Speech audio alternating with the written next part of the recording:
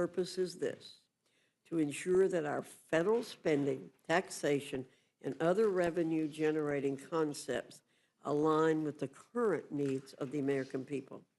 The American people and this government, by extension, cannot afford inaction. Americans need this legislation to ensure our economic survival and the sustainability of this Republican government. Americans cannot afford the largest tax hike in our nation's history. Americans cannot afford the runaway, endless spending machines that Democrats have enshrined via their policies. Americans cannot afford the inflation caused by the Democrats in the last 4 years. Americans cannot afford a soft, fragile embrace of President Trump's successful policies on the border, national security, and growth.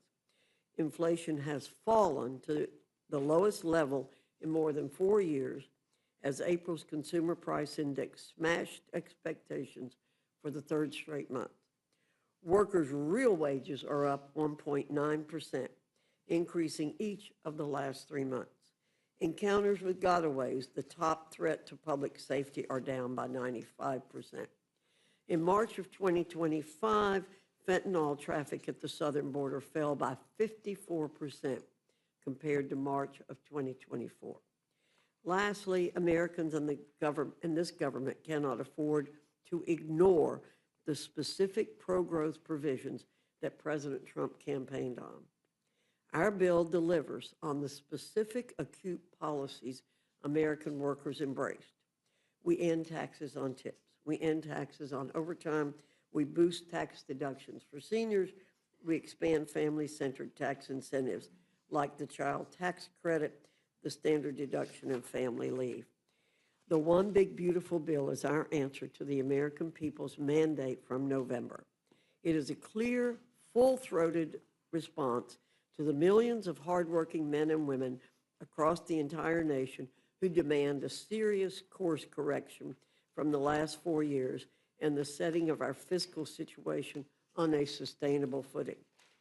The committees within the House have all completed their respective parts, and all the pieces have come together. I commend all the committees, chairmen, members, and staff who worked for months, often well into the night and early hours of the morning, to craft the One Big Beautiful Bill Act. We're here to finish the job and ship this legislation to the House floor. With that, I look forward to the discussion. I now yield to the ranking member, Mr. McGovern, for any comments he wishes to make. Well, that's a lot to digest. Thank you. Madam Chair, before we get into the substance here, I've got a simple question. What the hell are Republicans so afraid of? What the hell are you so scared of that you guys are holding this hearing at 1 o'clock in the morning? It's a simple question that speaks to the heart of what's going on here, and one that I'm going to keep on asking. If Republicans are so proud of what is in this bill, then why are you trying to ram it through in the dead of night? If you guys are so proud to kick 14 million people off Medicaid, if you guys are so proud to rip food assistance out of the refrigerators of moms and dads and their kids, if you guys are so proud of shutting down rural hospitals and hurting our farmers, if you guys really think these are such great, awesome, beautiful things to do, like Trump keeps saying, then why not hold this hearing at 1 p.m. and not 1 a.m.? Why not debate this bill in prime time when most of the American people can watch? It's 1 o'clock in the morning, I think is prime time in Guam. And I think it's crystal clear. It's crystal clear to everyone what this is all about. Now, the chairwoman wants to pretend like meeting at 1 o'clock in the morning is business as usual around here. It is not. This is not normal at all. She had to go back 20 years into the archives to dig up a single example of rules meeting at 1 a.m. And I guess, is that supposed to be some kind of gotcha? I'm actually glad she went back 2 decades to bring it up, because in 2007, Democrats convened the Rules Committee at 1 a.m. to protect people's health care. You guys have us meeting at 1 a.m. to rip it away. Now look at the record. George W. Bush was president, and the Children's Health Insurance Program was about to expire. That's an actual emergency, not a fake emergency like this. He vetoed not one, but two of the bills that we sent him because he didn't want to cover those additional kids. So you guys caught us doing what exactly? Trying to protect coverage for uninsured kids. Great, we're proud of that. There is no comparison here. This is a 1,000-page bill, for God's sake. 1,000+ pages, and you want to shove it through in the dead of night because Trump said, close your eyes and vote for it. You're using emergency procedures to jam this through Congress to meet an artificial deadline that you created yourselves because the billionaires just couldn't wait for their tax cut. It's astonishing, really. It takes my breath away. It's just over 100 days, and you guys have gone from promising to lower costs to ripping away people's health care. Now, of course, you don't want anyone to know what you're doing here. It's because you know that this bill betrays the people who voted for you. You have the most ineffective Congress in a century. You've passed almost no legislation into law. And this is how you want to roll out your big centerpiece legislation at 1 o'clock in the morning. This isn't just incompetence. It's much more nefarious than that. You are intentionally hiding what you are doing. What an insult to the people of this country. What disdain you guys must have for the people who voted for you. You know, people are so tired of getting screwed over by a system that doesn't work for them. America is fed up with this BS, and people want change. And I don't blame them. I'm fed up, too. They want us to make things better for regular people. And what your big, ugly bill does is the exact opposite. You guys and Trump are perpetuating the exact broken system that people hate. You're rigging things for the rich and powerful. More tax breaks for billionaires while regular people get screwed. More giveaways for those at the top while moms and dads struggle to get by. More loopholes into the tax code for Wall Street CEOs and bankers while working families fall further and further behind. That's the Republican agenda. That's what you guys think is big and beautiful. Greed, corruption, and tax breaks for billionaires. You want to steal from the wallets of working class people, steal from their ability to buy food and get health care, and then you have the nerve to claim that this bill is about cutting costs and reducing waste? Give me a break. This bill raises the debt limit by $4 trillion. $4 trillion with a T. Even your own members, budget hawks in the House and Senate, weren't happy with the latest version of this bill because they know it will blow up our deficit. And the true cost is likely trillions of dollars higher, a cost shouldered by the American taxpayer. So you want to cut taxes for the rich and pay for it by exploding the debt and stealing from the American people. Stealing from people with the least so you guys can give more to those with the most. And I just find that fundamentally wrong, fundamentally cruel, totally out of touch, and totally and fundamentally immoral. Now let me walk through what your bill does, since you guys are so eager to sweep it under the rug. First, you are making the biggest cuts to Medicaid in American history. As a result of this bill, nearly 14 million Americans will lose their health care, and millions more will pay higher premiums, co-pays, and deductibles. That's just a fact. Hospitals will close, nursing homes will shut down, and people will die. And not a single one of the proposals in your bill is about making Medicaid work better. Not one. Your bill doesn't save Medicaid. Your bill destroys Medicaid. We can and we should make Medicaid work better. Absolutely. Instead, your bill creates more red tape, more hurdles, and kicks struggling people off their health insurance. Now, who asked for this garbage? I mean, more red tape? Oh, boy. When I talk to people back home, that's exactly what they want with their health care. More red tape. I mean, come on. And then, if that's not bad enough, you are making the biggest cut to food assistance in American history. According to the nonpartisan Congressional Budget Office, at least 5 million Americans will lose food assistance under your plan. 5 million more hungry Americans because of this bill. And that's probably a lowball estimate, by the way. You're slashing benefits from children, from seniors living on fixed incomes, from veterans who served this country and now rely on food assistance just to get by. And why? And why? So that the top 0.1% People making over $3.5 million a year can pocket $314,000 a year in new tax giveaways. I mean, you are literally taking food off kids' plates to buy Elon Musk another yacht. I guess he's getting a good return on his campaign donations, but I just find this whole thing disgusting. And look, at the end of the day, this is simple. It is simple. It's about whose side you're on.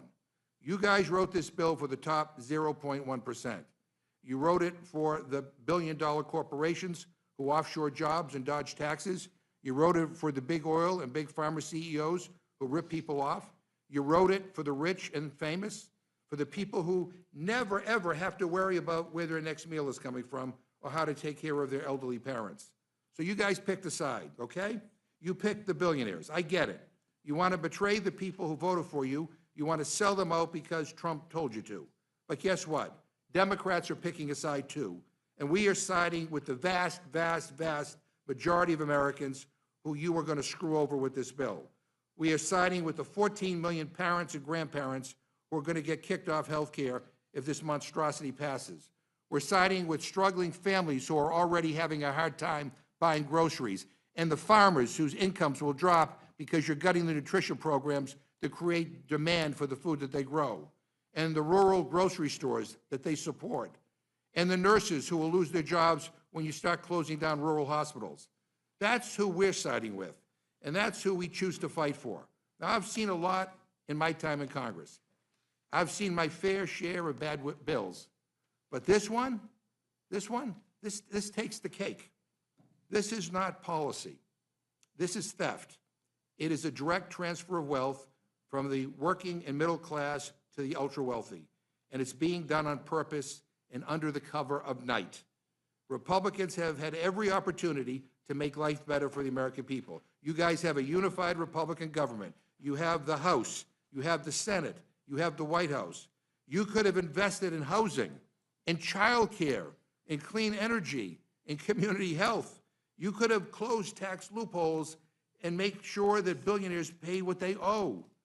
Instead, you chose to side with those at the top. You chose to line the pockets of your rich donors, and the health and security of regular people be damned. This is not a governing philosophy. It is a scam. It is a scam. A scam.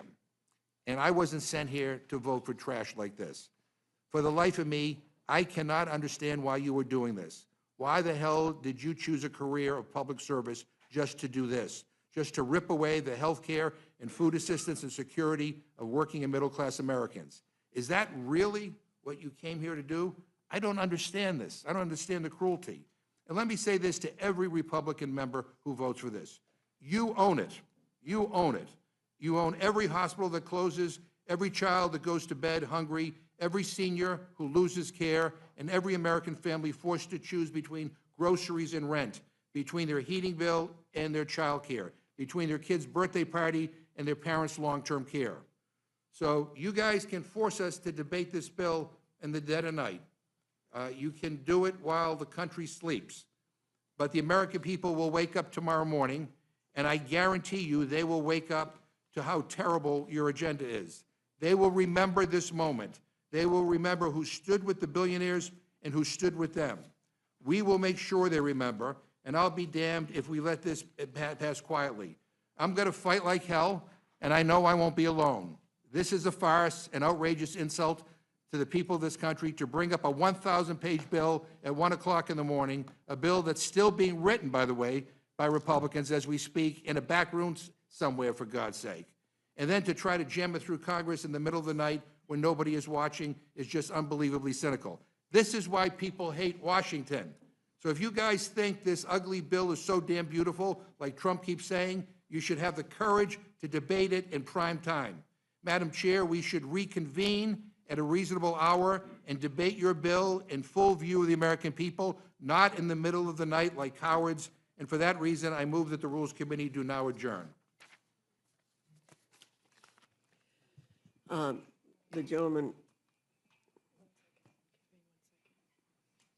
the question is on the motion to adjourn. All those in favor say aye. Aye. All those opposed say no. No. In the opinion of the chair, the noes have it. As for a roll call, Madam Chair.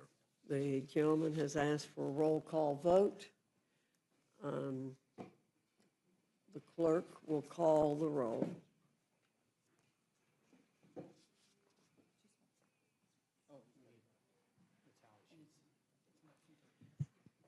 don't you just let me call?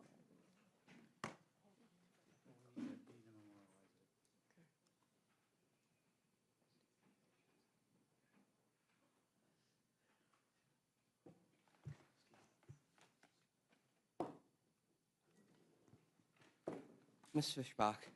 No. Ms. Fishbach, no. Mr. Norman? No. Mr. Norman, no. Mr. Roy? No.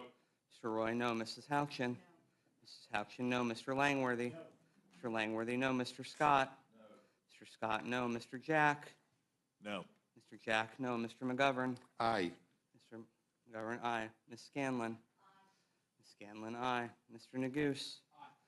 Mr. Neguse, aye. Ms. Leger-Fernandez? Ms. Leger-Fernandez, aye. Mr. Griffith? No. Mr. Griffith, no. Madam Chair? No. Madam Chair, no. Clerk will report the tally. 4 yeas, 9 nays.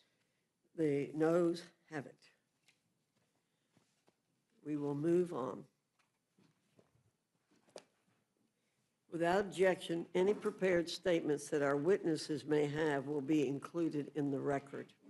I now welcome our first panel, Chairman Rogers and Representative Smith from the Committee on Armed Services, Chairman Arrington and Representative Boyle from the Committee on the Budget, Chairman Hill and Representative Waters from the Committee on Financial Services, and Chairman Comer and Representative Lynch. There he is. Chairman Lynch from the Committee on Oversight and Government Reform. Your full statements will be submitted for the record, and we ask that you summarize your statements in 5 minutes. Chairman Rogers, I welcome your testimony. Thank you, Chairwoman Fox and Ranking Member McGovern. I appreciate the opportunity to present the Armed Services Committee Reconciliation title. The HAS title provides $150 billion in mandatory funding to modernize our military, revitalize the defense industrial base, and improve quality of life for our service members. The time for this level of investment is long overdue. The threats we face from China, Russia, Iran, North Korea, and others are much more complex and challenging than at any point in our history. We are being outpaced by our adversaries in the development and deployment of critical capabilities. Our defense industrial base is atrophied to the point where we may no longer be able to sustain prolonged conflict, and it all stems from a chronic underinvestment in our national security. Defense spending is not keeping up with inflation. In fact, we are currently at the lowest level of defense spending as a percentage of GDP since before World War II. That anemic level of investment is endangering our national security, and it must change. That the reason they have to pass their budget is because of the existential threat that the debt and the deficit pose for our nation. I wish I could replay all of the incredibly passionate speeches that I've heard on the floor and elsewhere from my Republican colleagues about how terrible this is. And that's what the reconciliation bill was going to do. And I can picture all of your constituents who you made these promises to, and then you get back here and you put this reconciliation bill up there and they say, well, how'd we do? You know, how'd we do on getting the debt down? Well, you know, it's difficult, it's complicated, but we actually added $3 trillion to it. So the budget hawks in the Republican conference, I mean, are you going to stand up tomorrow and say we were lying to you? You know, we never really meant it?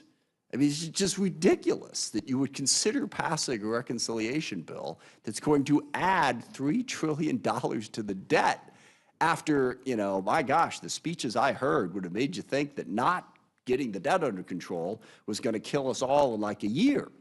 So this reconciliation bill is an utter disaster for the country for a lot of the reasons. I associate myself with many of the remarks that Mr. McGovern made on all the things that are being cut.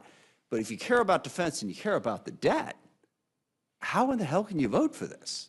I mean, I look forward to someone making that argument at some point. So I hope that the Republicans who care about the debt and care about defense will vote this bill down. And with that, I yield back. Thank you, Mr. Smith. Chairman Hill, you're recognized.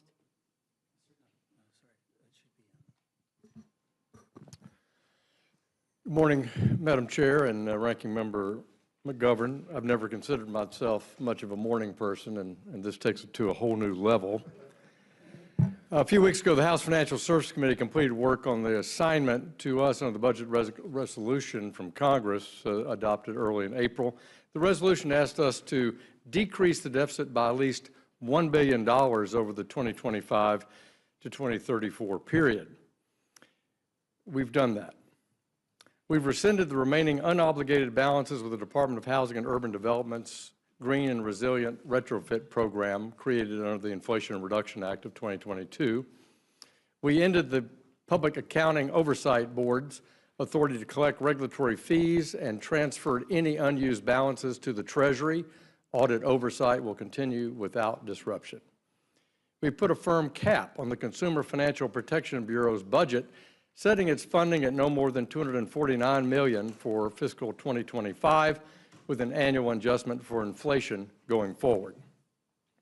For the CFPB Civil Penalty Fund, once direct victims are compensated, remaining funds will be transferred to the Treasury's general fund. Finally, we capped the assessment collected by the Office of Financial Research at the Treasury, aligning them with the average annual expenses of the Financial Stability Oversight Council over the past 3 years. Any surplus will, once again, be returned to the Treasury. I'm pleased to report that the Financial Services Committee exceeded our instruction by the Budget Committee, and that the CBO estimates the deficit will decrease by $5.2 billion from the efforts of our committee. During our markup, we spent over 9 hours debating our portion of this reconciliation bill. We considered all 40 amendments that our Democratic colleagues offered and did not limit the minority's ability to propose modifications to the underlying legislative text.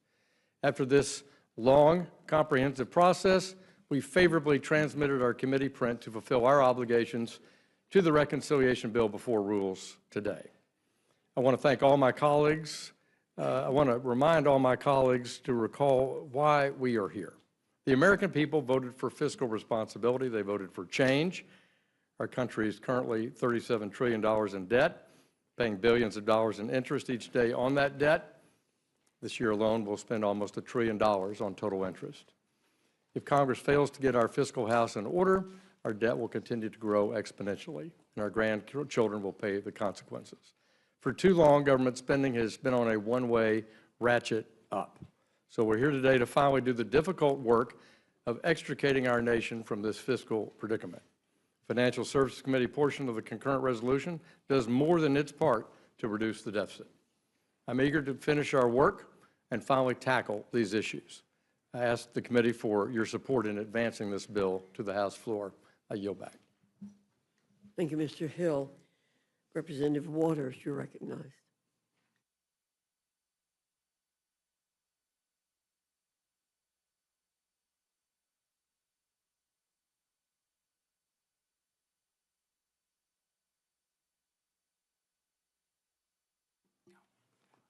Well, I can't let that not be heard.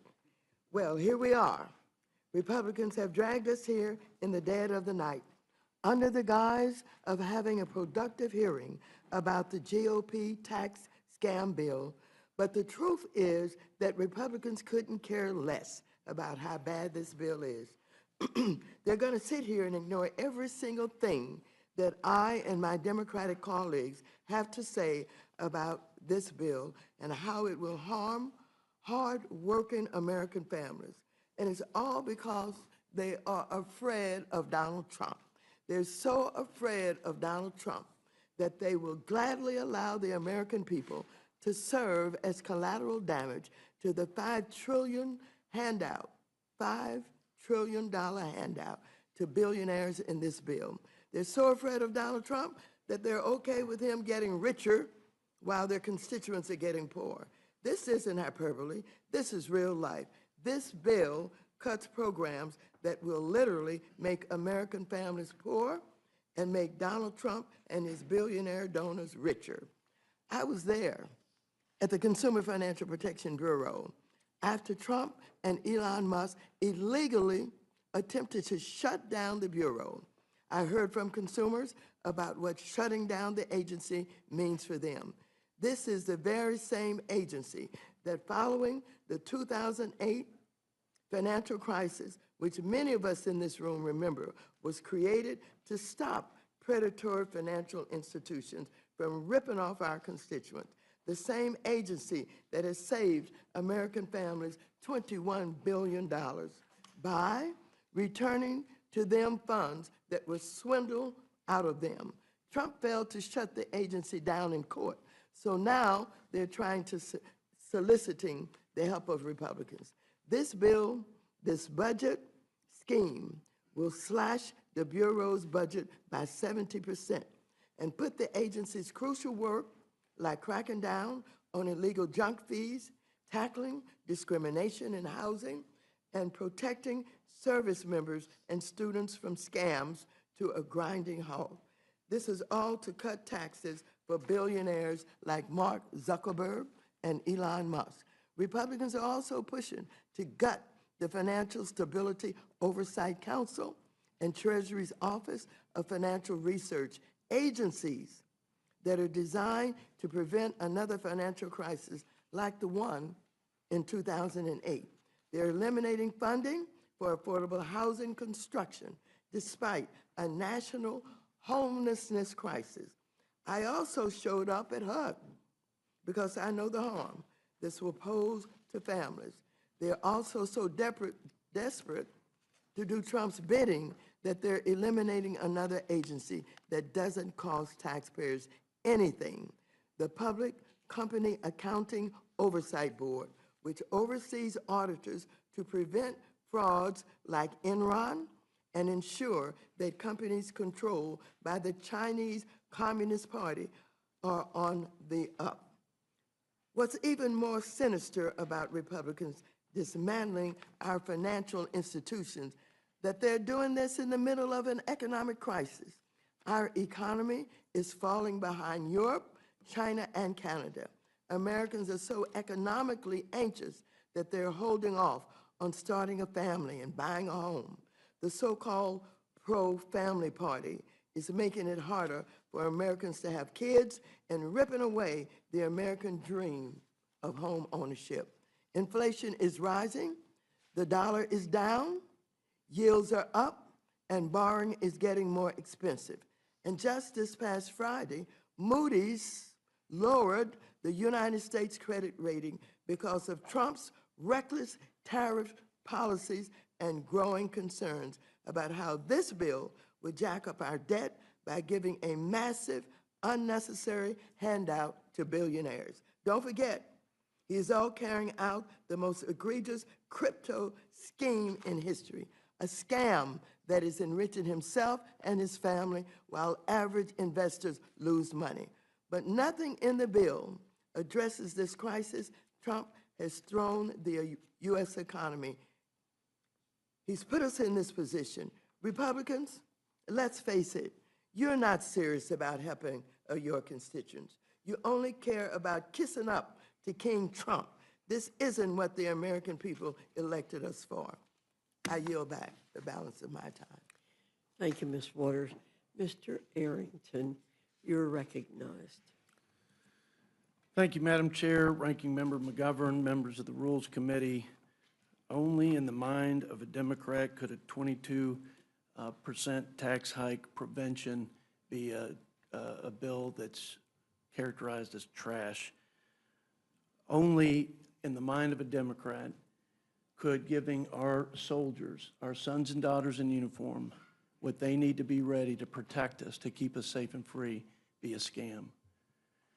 Only in the mind of a Democrat would keeping illegal immigrants from receiving taxpayer-funded social services so that we could sustain those programs for American citizens now and into the future could be a scam or trash.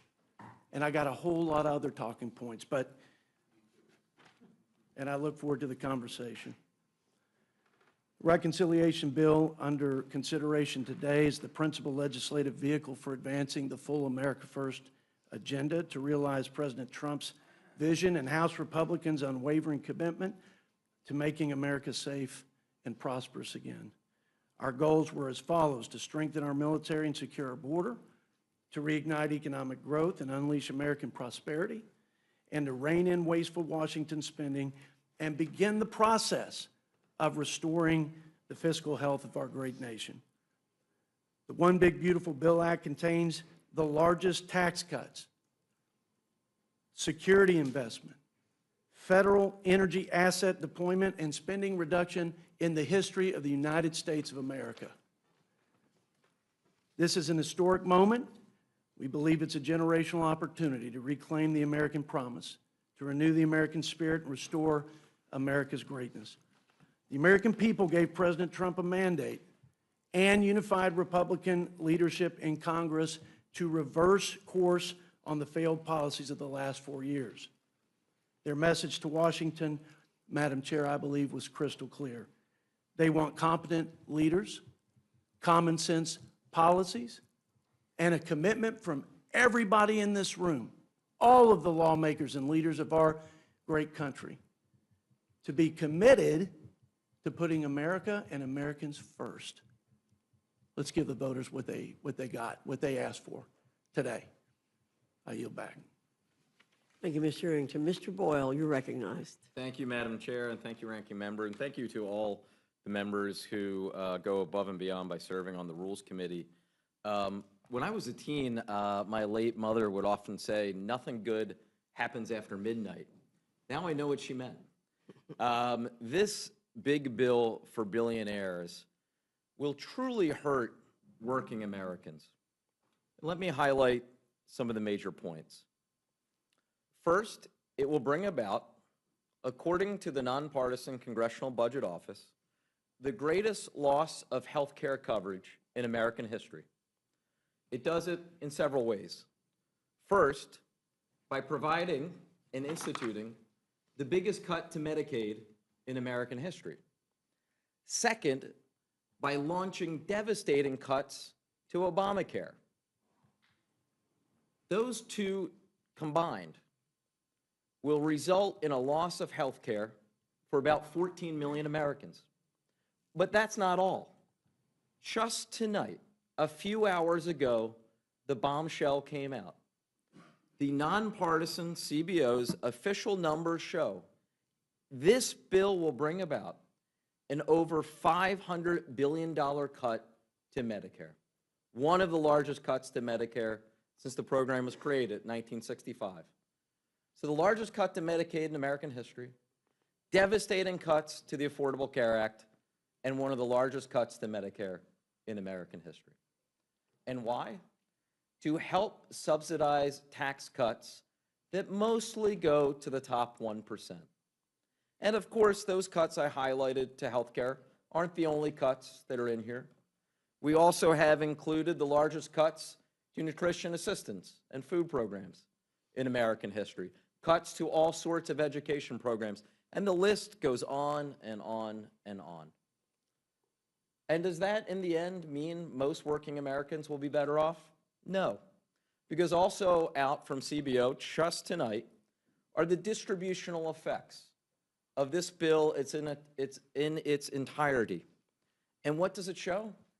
The bottom 10% of Americans will actually be poorer as a result of this bill, with the biggest benefit going to the top 1% of Americans. What is also quite clear is that this bill is not entirely paid for. Even after all of those cuts to Medicaid, all of those cuts to Medicare, all of those cuts to the Affordable Care Act and nutrition assistance and on, they don't come close to paying for the cost of the tax cuts. So how is the rest paid for? It isn't. Just tacking on more and more to our national debt. No wonder just on Friday evening, Moody's delivered the third credit downgrade this nation has ever received. This is truly, I think all sides will agree with this, a significant piece of legislation. Frankly, I think one of the most consequential in our lifetimes. Sadly, though, I believe the consequences for my constituents and most working Americans will be absolutely devastating. I urge you to reject it. With that, I yield back. Thank you, Mr. Boyle. Chairman Comer, you're recognized. Thank you, Dr. Fox and Ranking Member McGovern. Today, I'm here to talk about a generational opportunity to realize reforms that address the budget deficit. The provisions proposed by the Committee on Oversight and Government Reform in Title IX of this bill are part of President Trump's larger effort to improve the fiscal health of the federal government. Last November, Democrats offered to provide more of the same, but the American people instead elected President Trump to a historic second term on promises to change Washington, D.C. The deficit reductions in Title IX of the reconciliation package codify part of the President's vision for enacting his agenda and achieving significant taxpayer savings. Congressional procedure, precedent, and tradition too often contribute to an ever-expanding federal government. Meanwhile, too little is done to shrink the administrative state and make the federal bureaucracy more efficient. The budget reconciliation process provides a rare opportunity to reverse that trajectory. Fundamentally, Congress instructed the Committee on Oversight and Government Reform to advance policies that reduce the federal deficit by at least $50 billion. Despite our committee's limited jurisdiction over mandatory spending programs, we passed a package of budget reforms that save a significant sum. We are in a fiscal crisis. The reforms we moved out of the Oversight Committee met the moment in terms of addressing that fiscal crisis. We did the job we needed to do on behalf of the American taxpayers and future generations. The simple truth is that federal employee retirement benefits significantly outpace those of the private sector. To this point, the Congressional Budget Office issued an April 2024 report that I requested, stating that, quote, benefits for federal workers cost 43% more per hour worked on average than benefits for private sector workers, end quote. CBO stated further that, quote, benefits also constituted a larger share of total compensation for federal workers than for workers in the private sector, end quote. Most of the costs associated with these benefits are funded by hardworking taxpayers in the private sector and federal borrowing. I understand that our conference includes members that represent different constituencies. I support leadership's work to combine our package with the provisions reported by other committees into one bill that can gain the support of our conference.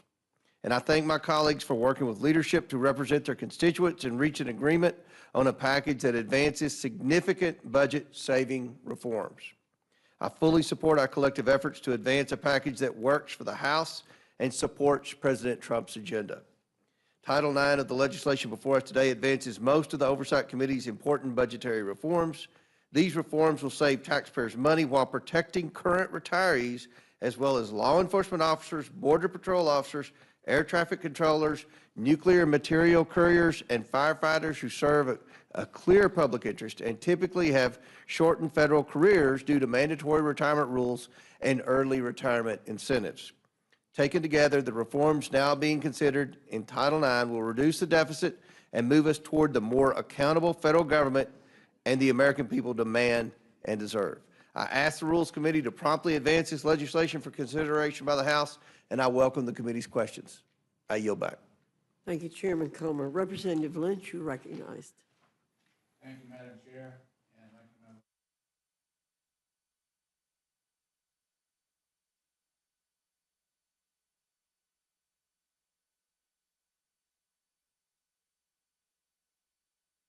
Tax cuts onto the backs of American workers, families, and dedicated public servants.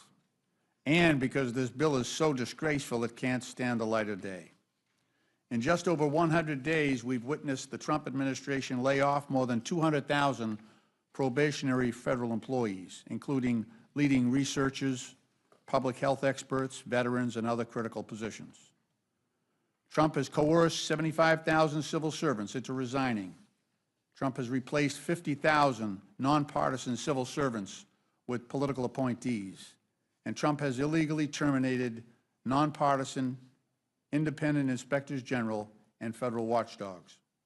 This partisan bill threatens to further undermine the federal workforce by reducing the take-home pay, benefits, and workforce protections of 2.4 million federal employees, most of whom are middle-class American workers, and a third of whom are military veterans This is more of the same, an unprecedented assault and political purge of the nonpartisan civil service. And the people who pay most for these attacks are the veterans, children, seniors, and other Americans who rely on our federal workers to deliver those life-saving services. The Federal Employee Retirement System, annuity supplement, a monthly bridge payment for retirees before they're eligible for Social Security at age 62 would be eliminated for anyone not actively receiving the supplemental payment by January 1st, 2028, or who does not meet a specific exemption. Federal workers like letter carriers, VA hospital nurses, food inspectors who have committed decades to the job are eligible to retire would not be able to receive this vital payment to make ends meet. That's $18,000 per year in retirement income for the average beneficiary eliminated because billionaires need another tax break. This legislation would also retroactively change the annuity formula to base most employees' annual retirement payments on their highest 5 years of earnings instead of the highest 3 as they were promised when they were hired. This is an outright theft of earned benefits that would cost federal retirees thousands of dollars annually, and my Republican colleague, Representative Mike Turner of Ohio, was exactly right to speak out and vote against this provision during our committee's consideration of this bill, making the rejection of the oversight provisions bipartisan. Another particularly egregious provision of this bill would force any newly hired federal employee to accept at-will employment or lose 5% of their take-home pay to increase retirement contributions. Federal workers who choose to remain under the merit-based system would be forced to contribute nearly 10% of their paycheck towards retirement. CBO estimates that 75% of new hires in the federal government would now become at-will employees subject to political purges of the federal workforce with little to no protections. I'll be introducing amendments to strike this bill's at-will employment provisions and to exempt veterans and federal workers who entered the workforce prior to the bill enactment from the changes in the annuity formula. Despite the claims of this administration, federal workers are not leeches on the system, but hardworking, dedicated public servants who are paid about 25% less than their private sector counterparts. A strong, nonpartisan federal workforce is fundamental to a functioning democratic government. These dedicated workers deserve our respect and our support. Like most Americans, federal workers faced increased costs for groceries and housing and economic uncertainty because of President Trump's reckless tax and tariff agenda. The Trump tariffs are estimated to cost American households $4,900 per year, the largest tax increase since 1968. President Trump and congressional Republicans are also advocating for a tax regime that will actually increase federal deficits by more than $4 trillion over the next 10 years. And worst of all, they're seeking to offset their tax cuts for billionaires by gutting $800 billion from Medicaid programs. My Democratic colleagues and I strongly oppose that motion. Oversight Democrats stand with struggling families. We oppose corruption and abuse of power, and we are committed to solving our nation's crises without sacrificing the well-being of our civil servants. I urge my colleagues to reject this reverse Robin Hood legislation, which robs from the poor to give to the rich, and instead work towards a budget that respects American workers and the basic needs and services they provide. I welcome the committee's questions, and I yield back. Thank you, Mr. Lynch. Chairman Arrington, we keep hearing a constant refrain from the Democrats that the tax cuts were driven to the wealthy. The Washington Post fact-checked what they referred to as Democrats', quote, zombie claim, end quote, that 83% of the benefits from Republican tax reform in 2017 went to the wealthiest 1%. They fact-checked this multiple times. The Post gave the claim 3 Pinocchios, saying, quote, the tax bill has been in place for more than 3 years, and it's clear from the available data that the top 1% did not end up with most of the tax benefits. Do you agree with me that the Democrats have a credibility problem when they discuss President Trump's tax cuts? they have a major credibility problem because the facts are contrary to their mischaracterization. The top 1% actually pay a higher share of their taxes than they did prior to TCJA. So in that respect, it became a more progressive tax code. But every other income level saw a tax break. In addition to that, we had record wage increases. In fact, the bottom 10% of wage earners grew their wages at twice the top 10%. And it's 3 times the income increase of the bottom 50% relative to the top 1%. So I would just add that it couldn't be a scam on working people and poor people when we achieved the lowest poverty rate in recorded history. So people got better opportunities and bigger paychecks, and the people at the lower income spectrum got the biggest benefit from TCJA. So mischaracterization may be an understatement for how they describe tax cuts for the rich. And let's remember, the top 10% of income earners are paying 70% of our salary, the lights, and the entire freight of the federal government. So when we talk about tax fairness and equity, they have an interesting perspective on that. Thank you. I think the word mischaracterization of what they're saying is a kind way to say it. There's a 3-letter word that characterizes it better, but we'll leave that alone.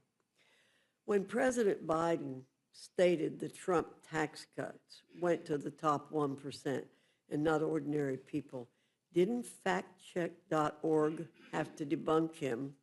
And didn't the liberal Tax Policy Center even have to correct President Biden? And didn't even the New York Times state that, quote, studies consistently find that the 2017 law cut taxes for most Americans? That's And correct. doesn't this constant refrain we're hearing from Democrats now match exactly what has been categorically debunked? Yes, ma'am. Yes, ma'am. And nobody knows that better than the average family of 4 who saw about a $5,000 increase in their take-home pay because of their tax relief, which was almost the opposite effect of the inflation tax they paid over the last 3 or 4 years. Thank you very much, Mr. McGovern. I think what you're talking about is not what we're talking about here today. We're talking about the Republican reconciliation package that is going to be jammed through this committee and rushed to the floor. And if I'm understanding the numbers correctly, the latest version of their tax scam, the top 0.1% stand to gain $255,000 on average in 2027 alone. That's $700 a day, every day. The people who make over $1 million a year will also get their pockets lined. On average, these millionaires will have an additional $81,500 per year, but pennies for everybody else.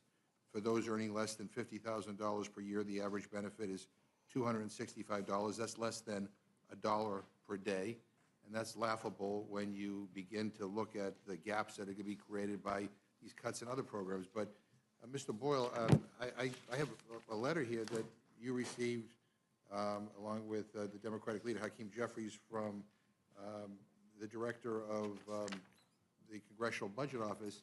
And I'm looking at this chart here about who benefits from this bill. It doesn't seem to match what Chairwoman Fox and Mr. Arrington are just talking about right now. You want to comment on this?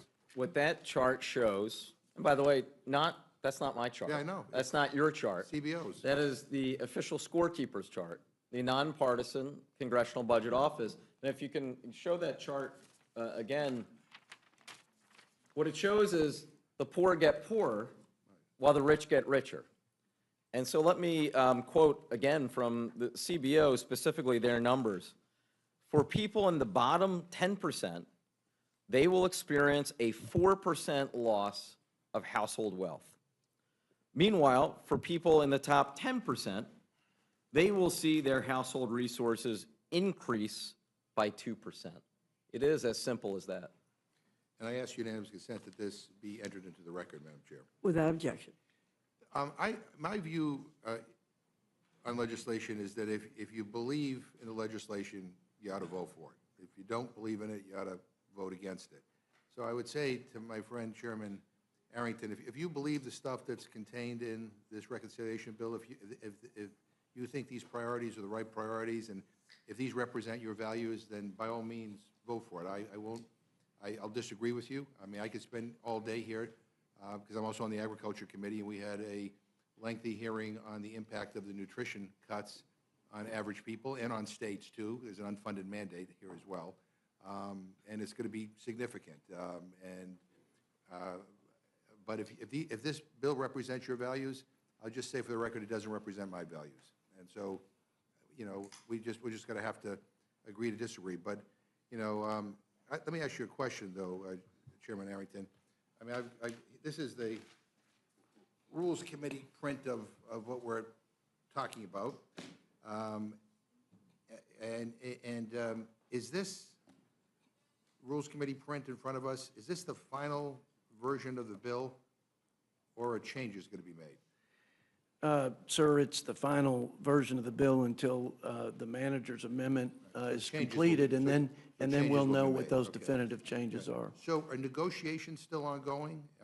And if so, with whom? Where are they, and in what room? Shouldn't you be in that room instead of being here right now because you're the budget chair?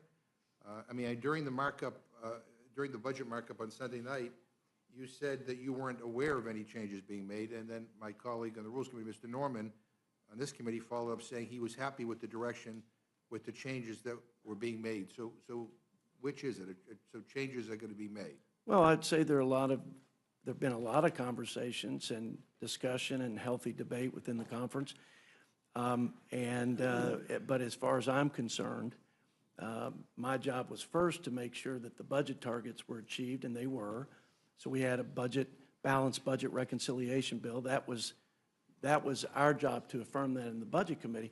As to what changes, I don't know of any definitive changes until I see it on paper. Lots of things change, as you know, in this process. But in the Budget Committee markup, you said that we would have an official score from the nonpartisan budget experts at CBO before we vote on this bill. And when will we get that score? I believe we will still have a score on the final bill. So you think we'll get the score before we vote on it? That's my expectation. And if we don't, would you recommend that we hold off until we get the I think score? we got a lot of the bills scored at this point. My expectation is that they'll have the bill scored. Yeah, but with the changes, yeah, I mean, one of the things about CBO is it talks not only just about the impacts on the deficit and the debt, but also on like how many people will lose health care benefits or, and other benefits. So, any change will impact our constituents differently. And so I guess I just want to, do you think it's okay for us to vote on this bill without knowing how much it will cost the American taxpayer or how many people will get kicked off of their health care? And, if you're saying we should absolutely have a final CBO score before we vote on this, I could live with that. I just don't, I want to make sure I'm understanding what you're committing to or not committing to. I'm committing, my expectation is they'll have all the scores, Mr. McGovern, but I think they know the various machinations and what that will do to ensure a certain number of people who receive, for example, Medicaid, who are in this country illegally under the policies of President Biden, and what that will change when we put prohibitions against taxpayer funding funded And services to going be via clear, illegal. I'm not looking for a prediction. I'm looking for kind of certainty about Yeah, what we sure. will be. Mr. Boyle, as you know, statutory pay-go, which stands for pay-as-you-go, is a law that requires tax cuts and spending increases to be offset, meaning that they do not add to the deficit. If at the end of the year, congressional legislation collectively violates pay-go, those deficit effects trigger across-the-board cuts to programs like Medicare. Does this bill trigger statutory pay-go? Yes, and it's not me saying it. It is the Congressional Budget Office confirming it as of a couple hours ago. And look, this is really the breaking news, because when the Budget Committee kicked off this process approximately 3 months ago, there was a commitment by President Trump that there would be no Medicare cuts in this piece of legislation. And indeed, over the last several months, there's been no discussion of Medicare at all. There has been of Medicaid, but not of Medicare. Well, here we are tonight because, as you explained, because of the size of the deficits, because of the pay-go or pay-as-you-go act, that would trigger sequestration of Medicare, and it would total over $500 billion. The official figure that CBO confirms is $535 billion in cuts to Medicare. And this bill doesn't waive statutory pay-go. No, it does not. So this will have a direct impact on Medicare and the federal budget, which is, again, I think a lot of people who are, who are not following this as closely as you are probably are not aware of and will be surprised to learn about tomorrow. Chairman Hill, as you know, military service members and veterans are disproportionately targeted and endangered by financial fraudsters. And the CFPB, whose funding Republicans are aiming to cut by roughly 70%, received nearly 85,000 financial complaints from service members and veterans in 2023. And the CFPB has provided $363 million in monetary relief from enforcement actions that involve harm to service members and veterans. Our colleague from Connecticut, Mr. Himes, spoke on an amendment in your committee that would prevent funding cuts to the CFPB from harming veterans and service members. I mean, this seems like a common sense amendment to me, yet not a single Republican spoke in favor of it. No one on your side even spoke up to explain why they were in favor of not moving this amendment forward, which again, I think threatens the financial safety of our service members and our veterans. So at the end of the day, I mean, this amendment was voted down. So I just want to give you an opportunity to explain why cutting an agency that protects the financial well-being of our service members and our veterans is a priority in this bill. I don't quite understand it. Well, thank you, Mr. McGovern. The plan that Republicans advanced in this reconciliation plan was to save mandatory spending, and it's our judgment, going back and looking at the history of the CFPB since its inception in the Dodd-Frank Act, that it could continue its core function and meet its statutory obligations at a 5% cap of the Federal Reserve's budget, which would be about $249 million this year, and that it could meet all of its statutory obligations in meeting what Dodd-Frank directed them to do, which is for large financial institutions and non-banking companies comply with consumer compliance, and we believe they can do that. Yeah, I'm hearing great concern about the impacts of these cuts, and what I worry about in a number of areas with regard to this bill is that cuts are being made not necessarily on the merits, but just because cuts have to be made. Ranking Member Waters, the CFPB has returned $21 billion to consumers over the last 14 years. If Congress proceeds to slash 70% of the CFPB's budget, a vital agency whose sole purpose is to protect American consumers in the financial marketplace, would the CFPB be still be able to fight for consumers and seek remediation when they are harmed with this kind of cut? Thank you very much for the question, Mr. Absolutely not. The Consumer Financial Protection Bureau is extraordinarily important for consumers. I sat on the conference committee of the Dodd-Frank reforms when we created the Consumer Financial Protection Bureau. A lot of work had been done by Senator Warren and others.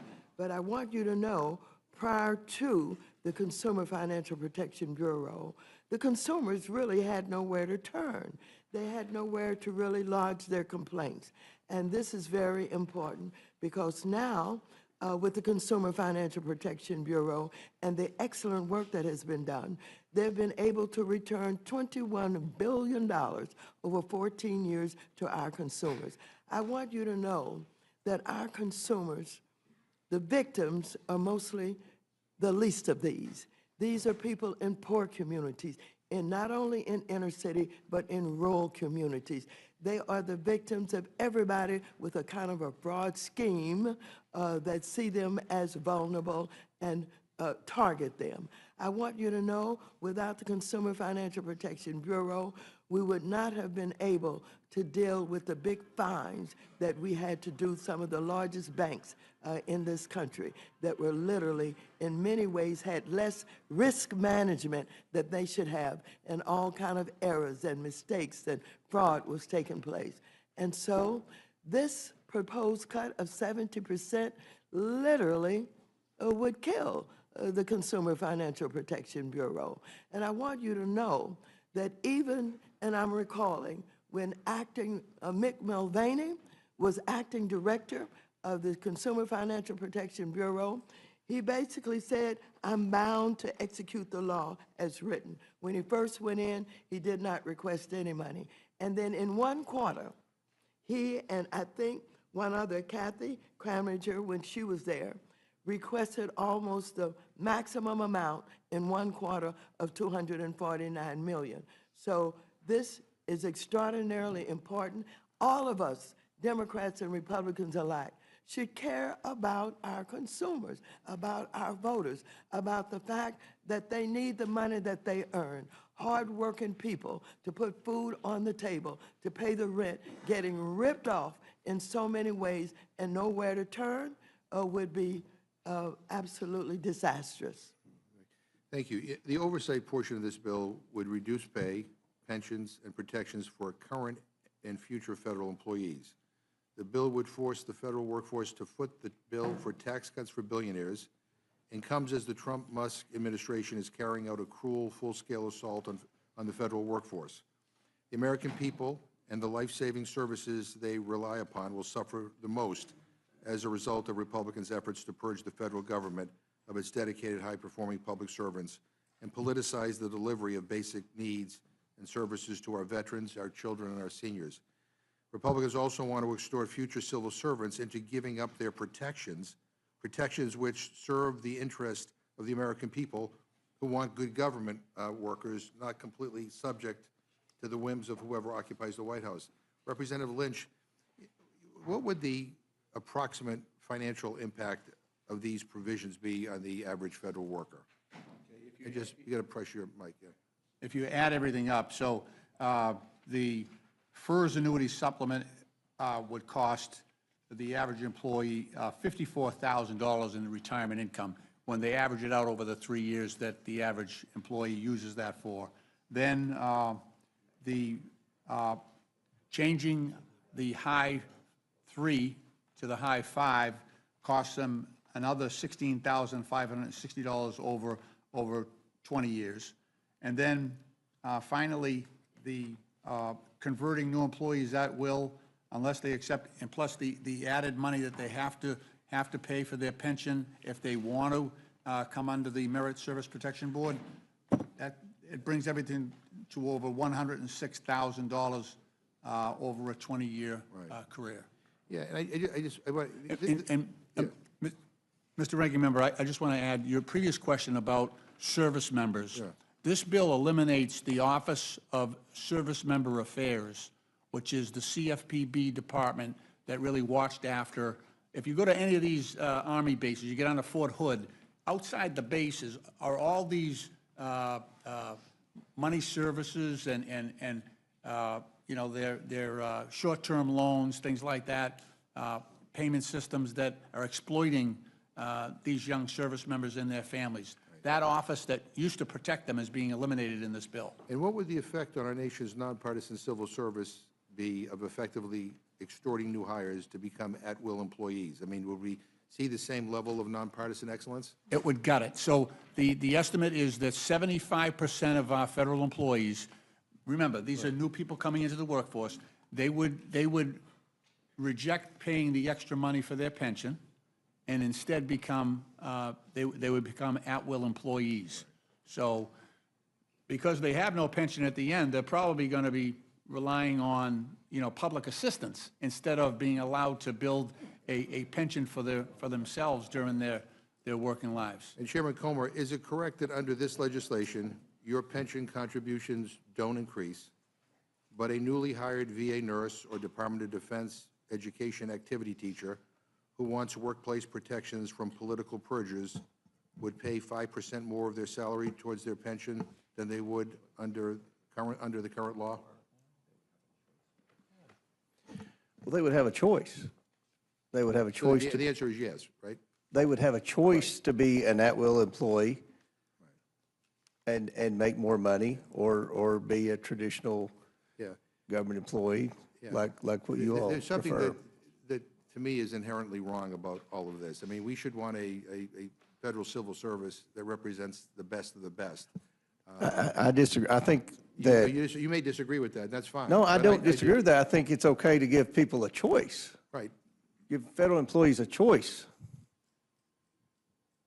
They can make decisions. The government doesn't have to make every decision for everybody, including all the government employees. Government employees can have a choice here. Right, but the incentives here are backwards, which that's the point I'm trying to make, is that I think there's an attempt by this administration, and you may agree with it, to basically politicize our federal workforce, to make everybody just say whatever the administration wants, and that's it.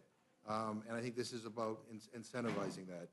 But let me just say, my final, to Ranking Member Smith, from your time on the Armed Services Committee, it is clear that you understand the value of defense spending and investing in our military. Do you believe that an increase of $150 billion for defense over the $848 billion provided to the Department of Defense in fiscal year 2025, and with few guardrails, makes sense when the pay for is devastating cuts from essential programs for the American people like Medicaid, Supplemental Nutrition Assistance Program, which is SNAP, and student loan and grant programs at the Department of Education? I do not, and that's why I voted against it in committee and opposed this. I mean, adding $150 billion to defense is debatable in and of itself, but where it's coming from, as I think a number of people have articulated, it's coming from all these other programs. It's also coming from just borrowing the money. And I will also say we do not yet have a national security plan from the Trump administration. We've heard that they want to cut 8% from certain aspects of it. We haven't seen what that is, so we don't know what the plan is for this $150 billion. It is spread out over 4 years, by the way, not all in the first year. And let me just add my final point here. I mean, many have expressed concerns with how Secretary Hegseth has managed the Pentagon, prioritizing loyalty over competence, decimating the military and civilian workforce, and undermining the effectiveness of the Department of Defense. Given that chaos, is now an appropriate time to gift the Department of Defense an additional $150 billion on top of the $858 billion that they already received in FY 2025? I mean, do you have any concerns about this? I do, and I don't believe so. And that was a central argument that House Democrats made during the markup. We have seen Secretary Hegseth struggling to run the department well. I think it's up to like 5 of his employees have quit or been fired in the first 3 or 4 months. They've had highly critical things to say about the way the department is being run. Obviously, they don't know how to control secure information securely. And again, they don't have a plan in terms of where they're planning to spend. We don't even have an FY26 full budget yet.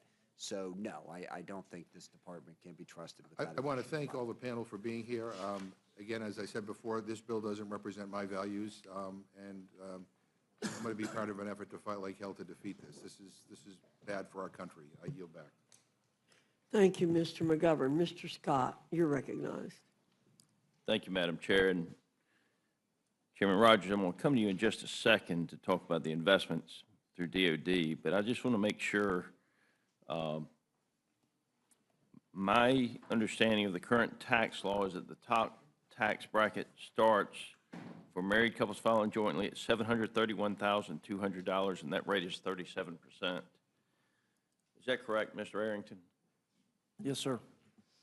Now, in our piece of legislation, do we reduce that 37% tax bracket for people making above that level? Do we reduce that bracket? That is the reduced bracket that we extend. It is 37% going forward, though. Yes, that's correct. It is an extension. So Yes. we're going to, the tax rate is going to be the same. That's correct. And there's a far cry from someone who's making $731,000 and someone who's a billionaire.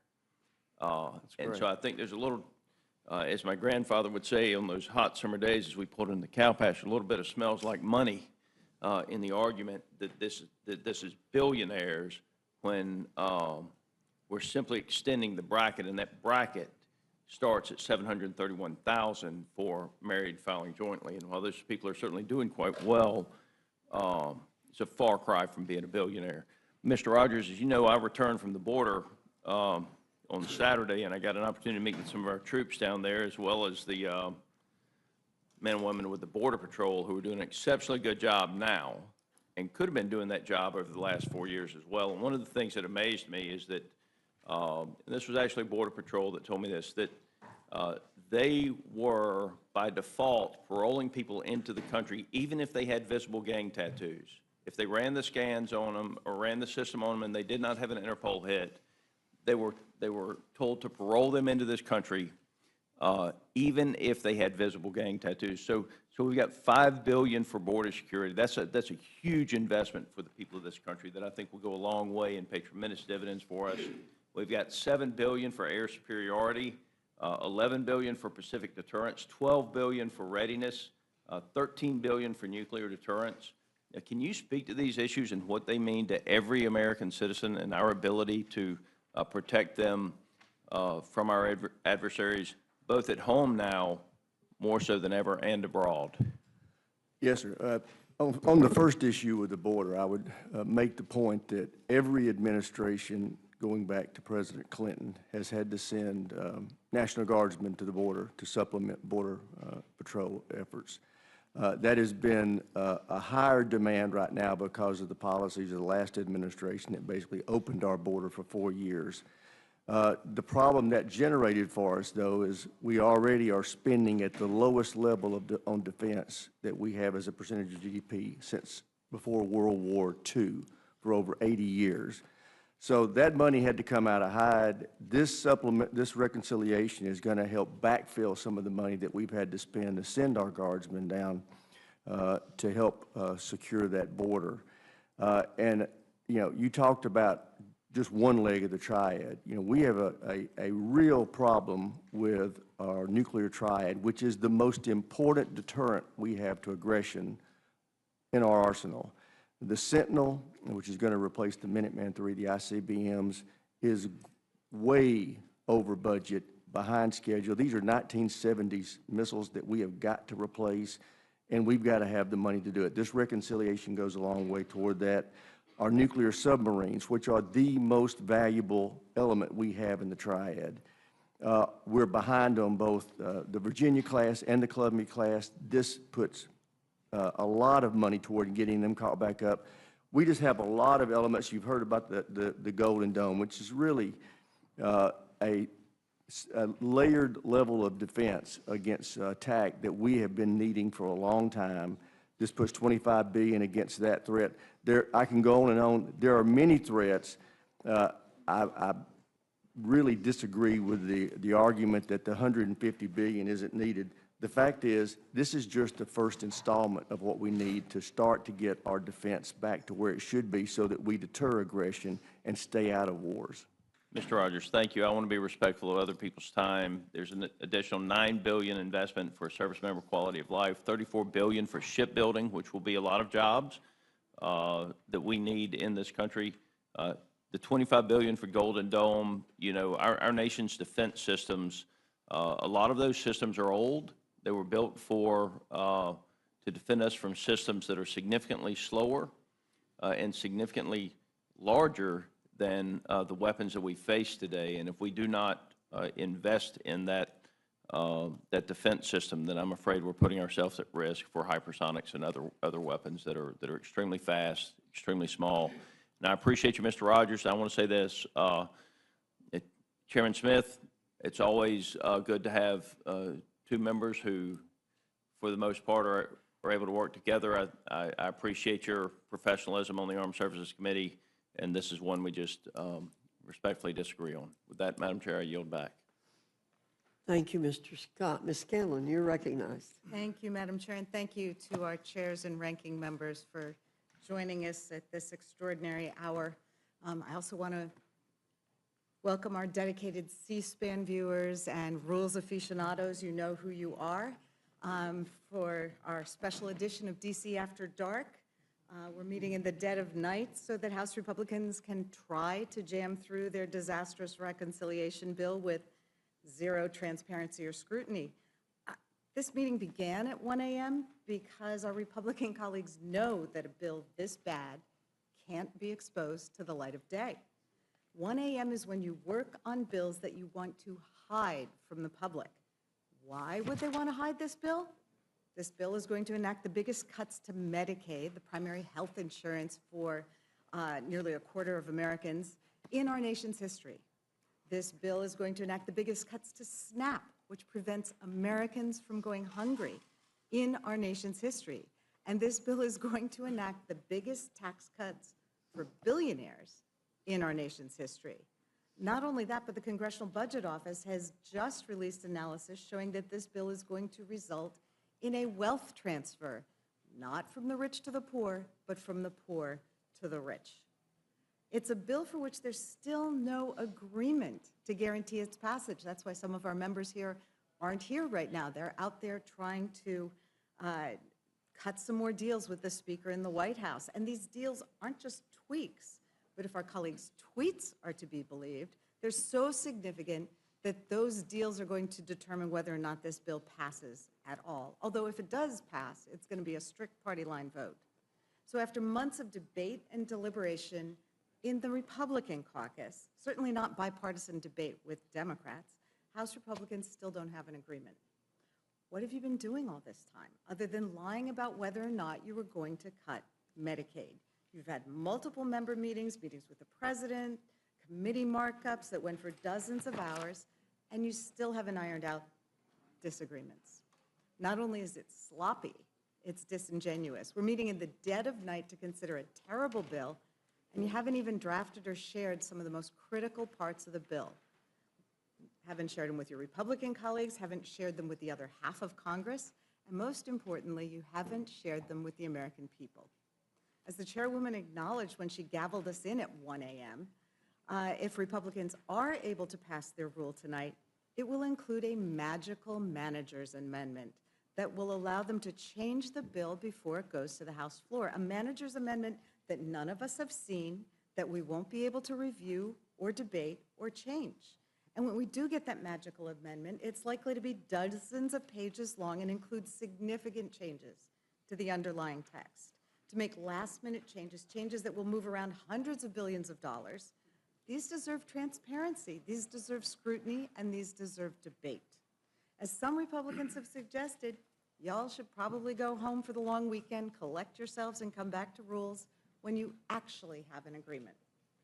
We're here in the middle of the night, of course, because the Speaker and President are trying to rush this bill through by July 4th, a timeline that doesn't seem plausible even if Republicans manage to jam their BS version of this bill through the House this week.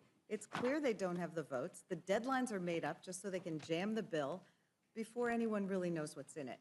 And for all your consternation over this or that provision of the bill, no matter what agreement the House reaches after this tortured process, y'all know that the Senate is going to rewrite the bill anyway. Senators, Republican senators, have said this bill is a non-starter. And in addition, since the bill has not yet been finished, we don't have a CBO score, how much this bill will cost. We don't have any score except on prior versions of the bill. All we have are some back-of-the-envelope estimates cobbled together by Republicans in their backdoor meetings.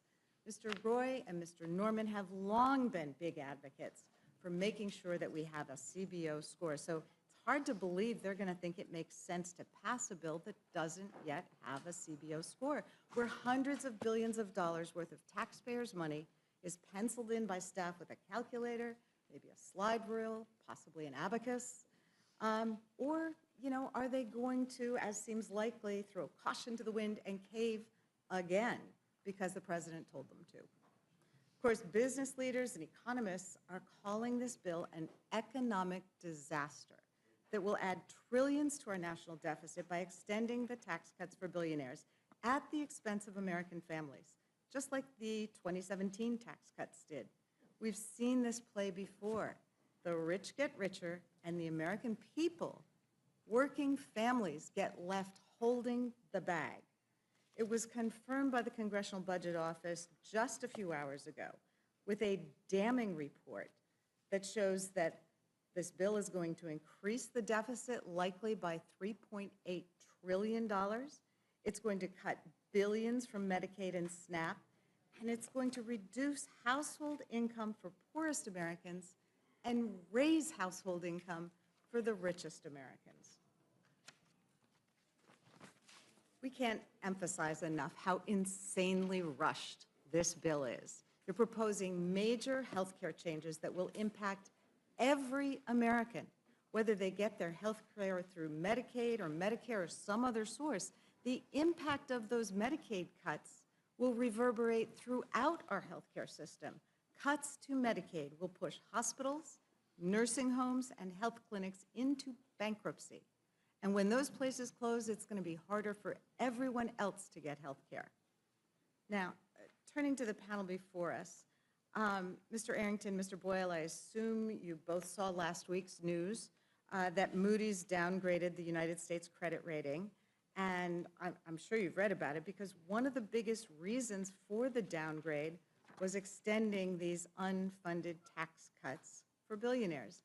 Moody's explanation is as follows, and I quote, "If the 2017 TCJA is extended, which is our base case, it will add around $4 trillion to the federal fiscal primary, excluding interest payments, deficit over the next decade. And as a result, we expect federal deficits to widen, reaching nearly 9% of GDP by 2035, up from 6.4% in 2024, driven mainly by increased interest payments on debt, rising entitlement spending, and relatively low revenue generation. We anticipate the federal debt burden will rise to about 134% of GDP by 2035, compared to 98% in 2024. So doesn't it worry any of you on that side of the dais? It certainly seems to be what you've been talking about. It seems like a pretty damning indictment of the fiscal situation that Republicans are putting us in, and one that is going to become worse if they pass this bill. There's also this tidbit from that liberal journal, the Wall Street Journal, earlier this week. And I quote, "Investors sold U.S. government bonds and the dollar on Monday, after Moody's ratings late last week stripped the U.S. of its last AAA credit rating, citing large budget deficits and rising interest costs. Adding to the nerves about America's debt trajectory, the House Budget Committee approved a tax and spending bill Sunday that is projected to add trillions of dollars to that deficit." And another Wall Street Journal article this week was entitled "The Stark Math on the GOP Tax Plan. It doesn't cut the deficit." That article put it this way: the plan won't reduce federal budget deficits and would make America's fiscal hole deeper. While Republicans who've vowed to reduce red ink say higher economic growth will fill the gap, budget analysts across the political spectrum have panned the Republican plan, warning that it worsens the U.S. fiscal picture. So there's no way around it. Your math ain't mathing. And the consequences are going to be disastrous for the entire country. Now, as we've been looking at this bill over the last few months, as it has been clear that it was going to require drastic Medicaid cuts, we do have this breaking news this evening that it's also going to impact Medicare. Mr. Boyle, this is a major revelation, and it's exactly why this bill is not ready for prime time, barely ready for the 1 a.m. time. So can you talk about how this is a backdoor cut to Medicare, which is going to cut for seniors, and what's going to happen if the bill passes? Yes, as CBO showed, because of the deficits that are baked into the Republican bill for billionaires, that would, because of something called the Pay-As-You-Go Act, or PAYGO, that would trigger sequestration of Medicare. And it would, again, according to the Congressional Budget Office, be to the tune of over $500 billion to Medicare, one of the biggest cuts to the program. Indeed, I would say the largest outright cut to the program in American history. There are some who might want to argue and rebut that by saying, well, we'll just go ahead and waive PAYGO. It's actually impossible in reconciliation because it would not meet to the requirements of the Berg rule. So you cannot waive PAYGO. These cuts to Medicare will happen if this bill becomes law. Thank you. That's obviously really concerning. Now, we've talked a little bit already about the fact that there isn't a CBO score for whatever the current version of the bill is, but we also know that there are ongoing negotiations about this bill. One of the things we've heard is that there may be an agreement on this SALT deduction, which has been so concerning to some of the Republican members. Is that agreement with respect to SALT likely to increase the deficit or decrease the deficit? Well, I mean, obviously, if the SALT cap is raised even further than what was in the bill that was voted out of Ways and Means and passed out of budget when we basically put all of the component parts into one, then basically one of two things would happen. Either the majority would have to find even more cuts in order to pay for the loss of revenue, or you would simply see these deficits increase by even more. Okay. That's what I thought. Thank you. The prints from Oversight and Financial Services aren't too great either. It's in these committees that our Republican colleagues snuck in some really bad stuff they're hoping will get lost in all the headlines about taxes and Medicaid. I'm really concerned by the Oversight Committee's contributions to this bill because the proposed changes to the federal employees' retirement system amount to a major pay cut for our nation's civil servants. It's a cruel policy. It takes earned compensation away from millions of hardworking people just to make a paltry dent in the staggering cost of their tax giveaways. So I know we're going to talk about the tax cuts later, but this is a multi-trillion-dollar handout to millionaires, billionaires, and Fortune 500 companies. It's the biggest government handout of all time.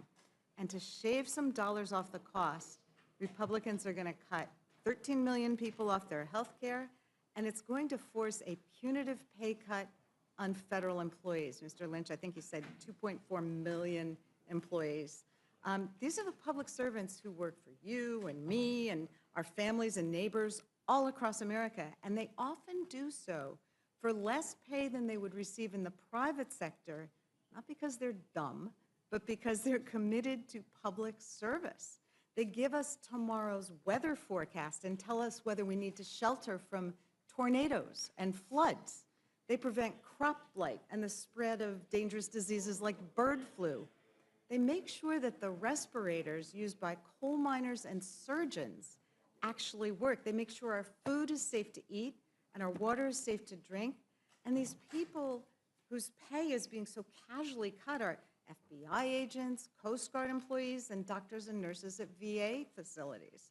So at a time when the FAA is struggling with staffing shortages that are impacting air travel, Republicans are going to make that problem worse by cutting the pay of air traffic controllers.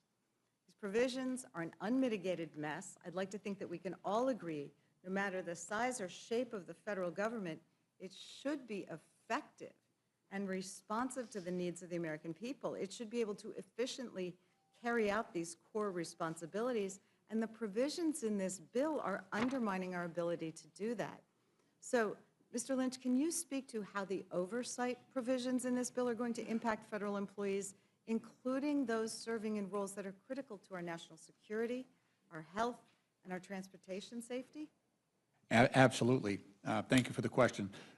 Your reference to the VA is very astute. So in a city like Boston, our VA nurses probably earn between 25 and 30% less than the nurses at the private hospitals, and there are a bunch of them, right? So now what we're seeing happening is that because of the shortage of nurses that occurred after COVID, a lot of nurses just retired. Now they're pulling nurses from the VA. They're leaving the VA and they're going to work because they've got less hours, they got more pay, more benefits. So we're competing now, and you know, this is going to make it much more difficult to retain those nurses. And the ones that have been there a while are the most valuable, right? It takes a while to get a nurse trained up, you know, and fully skilled. It takes a few years. And, you know, so that's created a huge shortage in that whole metropolitan area. And that's happening all over the country, where nurses are leaving the VA, doctors in some cases as well, therapists. So we're creating this real shortage at the VA. Our caseload, so right now we have a 250,000 backlog of cases at the VA because we don't have the personnel to respond to that need. So we're really in a crisis. You know, obviously the suicide hotline, we've laid off people there, which is ridiculous because we've got a crisis on our hands right now. So all of this will exacerbate the problem. You've hit on that in your remarks already, but this just amplifies the problem, you know, tenfold with these cuts. They'll be leaving in droves. Your remarks about the VA are very well taken, because I've heard the same thing from the VA facilities in my region, that the staffing cuts and the potential for pay cuts, the standards that are requiring nurses and doctors at the VA to see so many patients that they feel that they are not only not helping the veterans who they're trying to serve, but in some cases, the standard of care is becoming harmful. And under those circumstances, we are starting to see an exodus of doctors and nurses from the VA, which this bill is only going to put on steroids, I'm afraid. Absolutely.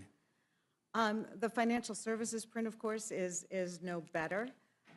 What Republicans are trying to do here is deeply alarming. It guts the Consumer Financial Protection Bureau. I mean, if you want to talk about a bureau that's had a fabulous return on investment, as you mentioned, billions of dollars returned to American consumers. This bill defunds the only federal agency dedicated to making sure consumers aren't getting scammed by credit card companies, payday lenders, mortgage servicers, and shady fintech operators. It's returned over $19 billion, $21 billion, I think you said, to consumers since its founding, and that's money that was stolen or unfairly taken through illegal fees, abusive practices, or deceptive marketing, and the Bureau was able to get it back for American consumers. And now Republicans want to defend it, not because not because it's ineffective, but because it actually works. And we know why. Because the Trump administration has already started dismantling the agency from within. In the last 2 months alone, the Consumer Finance Protection Bureau has quietly dropped 9 lawsuits it had brought against companies like Capital One and Rocket Homes. Years of investigation and enforcement work has been tossed in the trash with no accountability and no restitution for consumers. It's also frozen dozens of ongoing investigations, many into companies with long records of abuse. These companies have been accused of everything from improper loan servicing and unfair interest charges to failure to protect sensitive consumer data. And now, thanks to new political leadership handpicked by the Trump White House, those investigations are dead. Investigators can't call witnesses, issue subpoenas, or even talk to company lawyers unless they get direct political approval, and that approval isn't coming. Meanwhile, these very same companies, it's such an amazing coincidence, have given generously to Mr. Trump's campaign and especially his inauguration fund.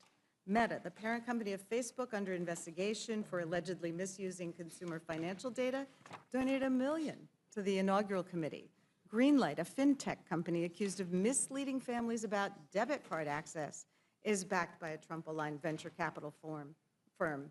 And Elon Musk, whose company is launching a new mobile payments business, posted "delete the CFPB" on his social media after Trump's election. And of course, we've heard quite a bit about how much he's donated.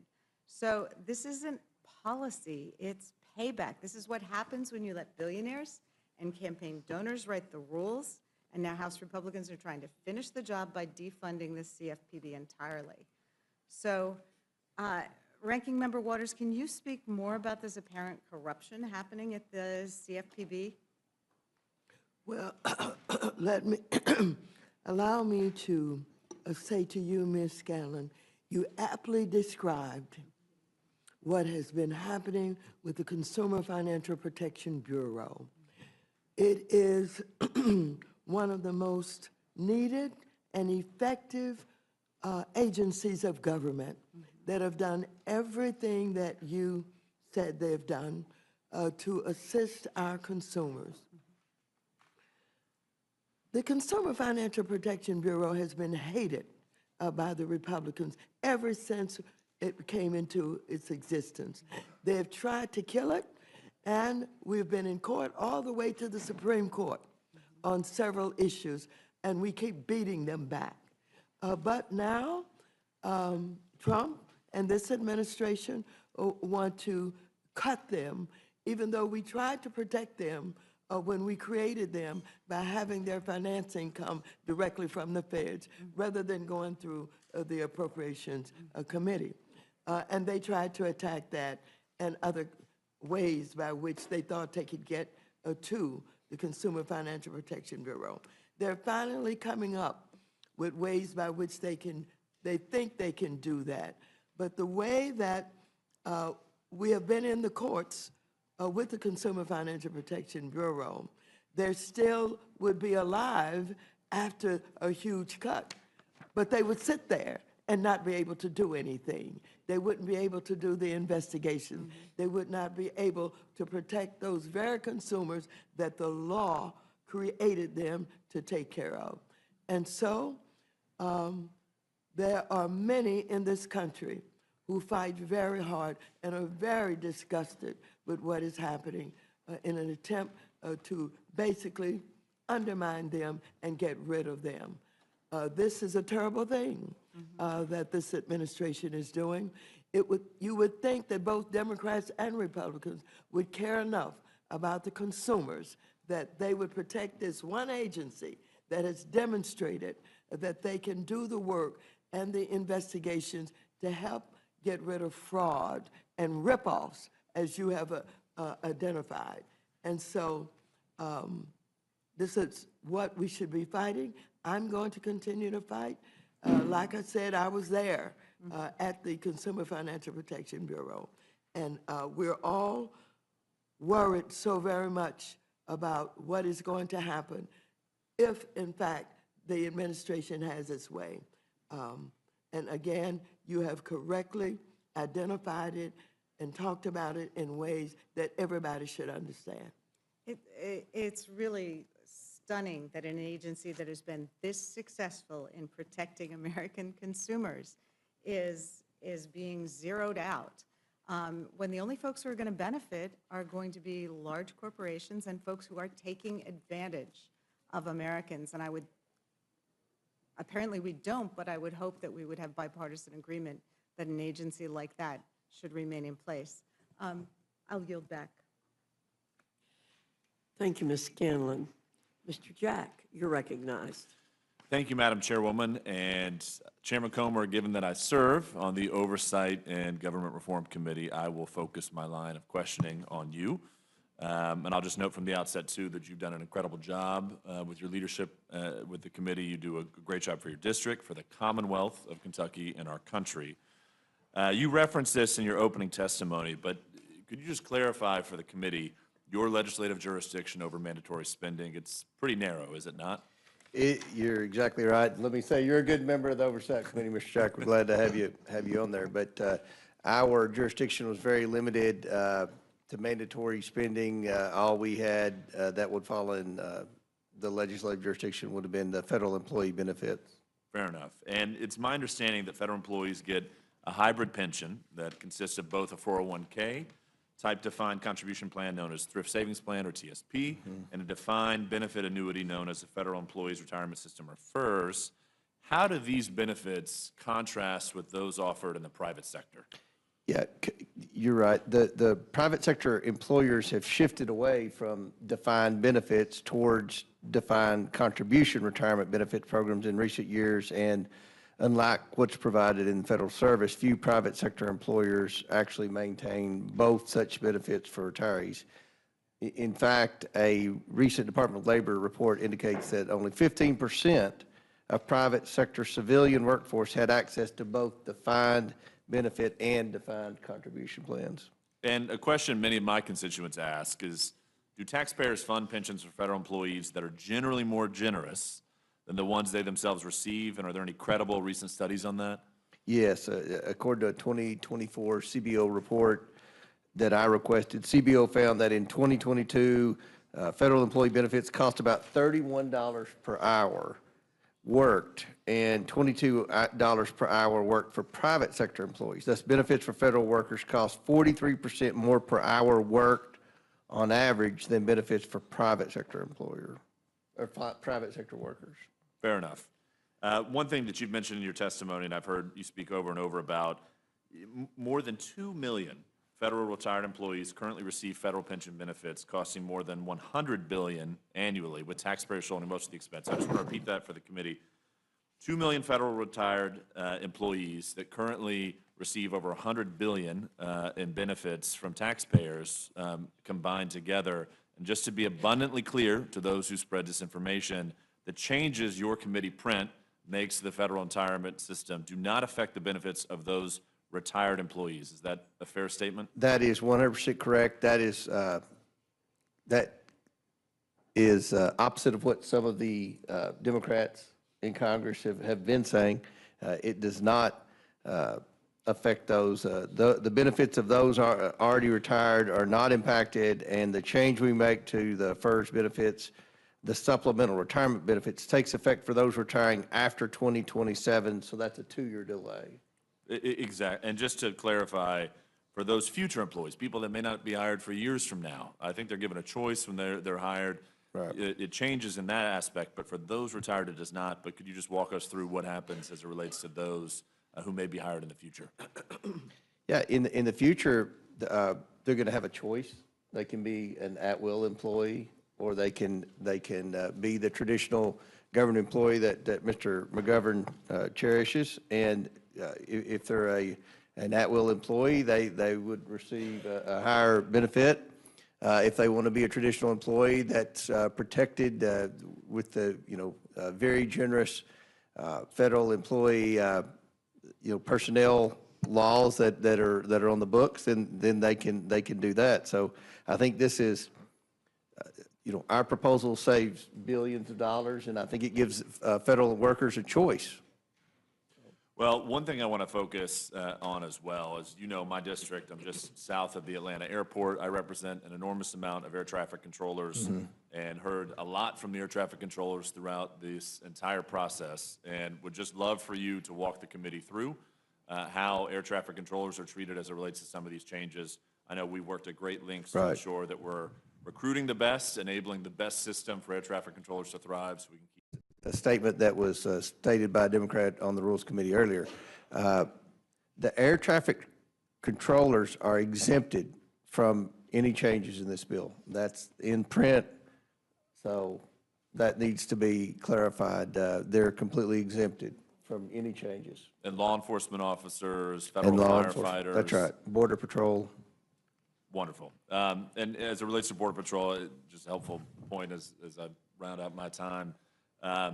You also achieve savings by removing ineligible dependents from the federal employee health insurance program. I applaud this provision. Taxpayers should not bear the cost of fraud and error committed by federal employees, and did not, just correct me if wrong, did this provision get bipartisan support when it was taken up by the committee last Congress? It did, and that's something that we should all be applauding here. This is an audit to ensure that there aren't people on the benefits plan that are ineligible. And that's kind of what Brett Guthrie done with Medicaid. We're not cutting Medicaid. We're not cutting these benefit. With that provision, we're trying to ensure that people who are on the system are truly eligible, and to remove those that are ineligible. GAO report estimated that if we do this audit, it'll save $1.5 billion taxpayer money. So I think that's a pretty good deal for the American taxpayer. Well, I appreciate your leadership. I very much am grateful for yourself and all that worked on the committee to help support air traffic controllers. It's very important in my district. And with that, Madam Chair, I respectfully yield back. Madam Chair? Thank you, Madam Chair, I just want to point out, you called this meeting, and I'm looking at who's here. There's 4 of us and only 3 of you. And your members can't be bothered to even sit here and listen to the witnesses. And I just say that because if that continues, we're going to move to adjourn. So I hope that your members will, since you called this meeting, will actually be here present and listening to the, being in the other room is not being here. So I just point that out and say that we will feel obligated to move to adjourn again if that continues. Thank you. Mr. McGovern, our members are in and out, just like your members are in and out. You were gone for about 30 minutes. And so we always allow people to move in and out. There are more of us meetings. here right now, and we're in the minority. Well, Just pointing it out. our members. This has been a are here. tactic in the Agriculture Committee, I don't know about the other committees, where Republicans just get up and leave. And so I think people ought to be present here. At least you ought to have more of you here than us here. Thank you. There are more of us here than you, so there's no reason to delay this meeting any longer than it is. Mr. Neguse, what I'm saying is there's no need to delay this meeting any longer than we have to. Thank you. Recognized. Thank you. Thank you, Madam Chair. Good morning, all the chairs and ranking members. Thank you all for being here. Thank you for your testimony. Got a lot of questions, but I guess first I want to, maybe if the chairwoman would indulge me, give her an opportunity to say a word, and that is my assumption, and I think the assumption for most Americans, is that the reason Republicans have decided to notice this hearing and proceed in the dead of night is because this bill is indefensible. It sounds like maybe you have a different reason, and so I guess I'm trying to understand, why was this meeting scheduled for 1 a.m.? Why are we meeting at 3 a.m.? What was the rationale? Or is there a rationale that am I mistaken? I think my opening statement stands for itself, Mr. Neguse. Okay, well, I appreciate that, Madam Chair. I would just say, I mean, your opening statement essentially, as best as I could tell, were ruminations about, what happened in 2007, 20 years ago. I wasn't here. Most of us weren't here. I don't know that that is a cogent rationale to 2022, two and a half years ago. And so the basis for scheduling this hearing in the dead of night is that you've decided that this is just the way things should work, and that this is, I mean, I'll just proceed. I'll just say this, Madam Chair. It does not take more than a cursory review online to find quotes from just about every member on the other side of the dais, including you, Madam Chair, back in 2009, again, it's a long time ago, regarding a stimulus bill that you described as rush legislation that was thrown together, quote, who threw together the final stimulus bill in the dead of night. Another bill that you, quote, said, the bill that was finalized in the dark of night. So I think it's an unfair and unreasonable mischaracterization of our position and with respect to the disagreement we have about this process unfolding in the dead of night. And it makes no sense to me why House Republicans didn't notice this hearing for 6 a.m. or 7 a.m. It would not have been a difficult thing to say, yeah, instead of meeting at 1 a.m., we're just going to meet in the morning. And the American people are going to be able to watch and hear this fulsome debate and be able to reach their own conclusions. That doesn't seem like an unreasonable position to take. And I suppose, and maybe I'll start with Chairman Arrington, because I know him to be a reasonable person. Welcome back to the committee. I don't know. Now I'm nervous. Well, I don't think you were here in 2007 either. Maybe you were. No, I was don't not. think you were. Is this, I mean, you can't possibly agree that it is a prudent thing to do to have this hearing at 3 a.m. I mean, is this how you imagined legislation would be made in Washington when you were running for Congress, Mr. Chairman? Really? I imagined that we would have the sense of urgency to complete the task in the time frame that we set. And so the 5 hours between doing it at 1 a.m. and doing it at 6 a.m., that's the urgency you're describing? What deadline is there on Thursday, or tomorrow, I guess tonight, getting this bill done? What is the... Well, as you know, there are time frames associated with each phase of the process when Sure. you are conducting regular order. I'm very proud that this has been bottom-up, committee and member-driven, and it's been a regular order process. Mr. Arrington, And the goal was to have it done by Memorial all right, Weekend. I was hoping I could... I'm not saying I like you would give getting- me an intellectually honest answer, the kind of answer I think that your constituents and my constituents in Colorado and your constituents in Texas would expect, which is to say, obviously, this isn't reasonable. It does not make sense. This isn't transparent to hold hearings at 3 a.m. on a bill of this size and this scope and this scale. That's not in the best interests of the country. You could just as easily delay it 5 hours, let the American public have an opportunity to listen to this debate, and then vote on the bill on Thursday. And all of you could go home for the district work period. So I don't, this false sense of urgency for 5 or 6 hours makes no sense. It's, and again, I understand that's your rationale. I think the American people are smarter than the House Republican caucus are giving them credit for. They know what this is about, and when they wake up, invariably, later this morning, and they find that this bill was reported out of this committee in the dead of night, I think they'll reach their own conclusions about House Republicans' commitment or lack thereof to transparency. And just for the record, because I want to be an equal opportunity advocate here with respect to some of your colleagues on the other side of the aisle who serve on this committee, who apparently have decided not to attend the very hearing that they demanded we hold in the middle of the night. But they have spent years condemning late-night rule committee markups and bills that are reported out. Mr. Norman, I'm just going to read some of his greatest hits. This is from 2019. 2,300 pages, less than 24 hours to read, debate, and vote. Oh, and $400 billion added to our national debt. That's an ex post. Another one. New swamp minibus dropped at 2 a.m. It was actually earlier, I guess, than where we find ourselves today. We're expected to vote on $1 trillion in spending tomorrow. It's 1,000 plus pages. This won't be good. Diving in now. Another one. You'd never be expected to sign a 1,000-page document to buy a new car in a day. Why should Congress be expected to sign off on 1,000 plus pages resulting in $1.2 trillion in spending in a day? That's our colleague, Mr. Norman. I'll be very interested to what he has to say when we wrap this hearing up at 10, 11 a.m. later this morning. Mr. Arrington, I want to talk about the deficit. I've known you historically to be, I thought, somewhat of a deficit hawk. At least that was my, is that a fair characterization? That is fair. At least prior to this bill? Even with this bill that Let's get into reduces that. the I'll deficit. ask you a couple questions on that front. Okay, so here's a press release. This is from March 25th of this year. A gentleman by the name of Ray Dalio. I haven't had the pleasure of meeting him. It says, Ray Dalio to House GOP. This is on the House Budget Committee's website. Cut the budget deficit to 3% of GDP. This was his admonition to you and to your Republican colleagues that it was a laudable goal to try to get the deficit to 3% of the GDP. Do you agree that that's a laudable goal? Yes. Is that something you're passionate about? Absolutely. What's fascinating is that the Committee for Responsible Federal Budget just issued a press release today. You might have heard it. You might have read it. I'll read you the headline. House bill would put 3% deficit far out of reach.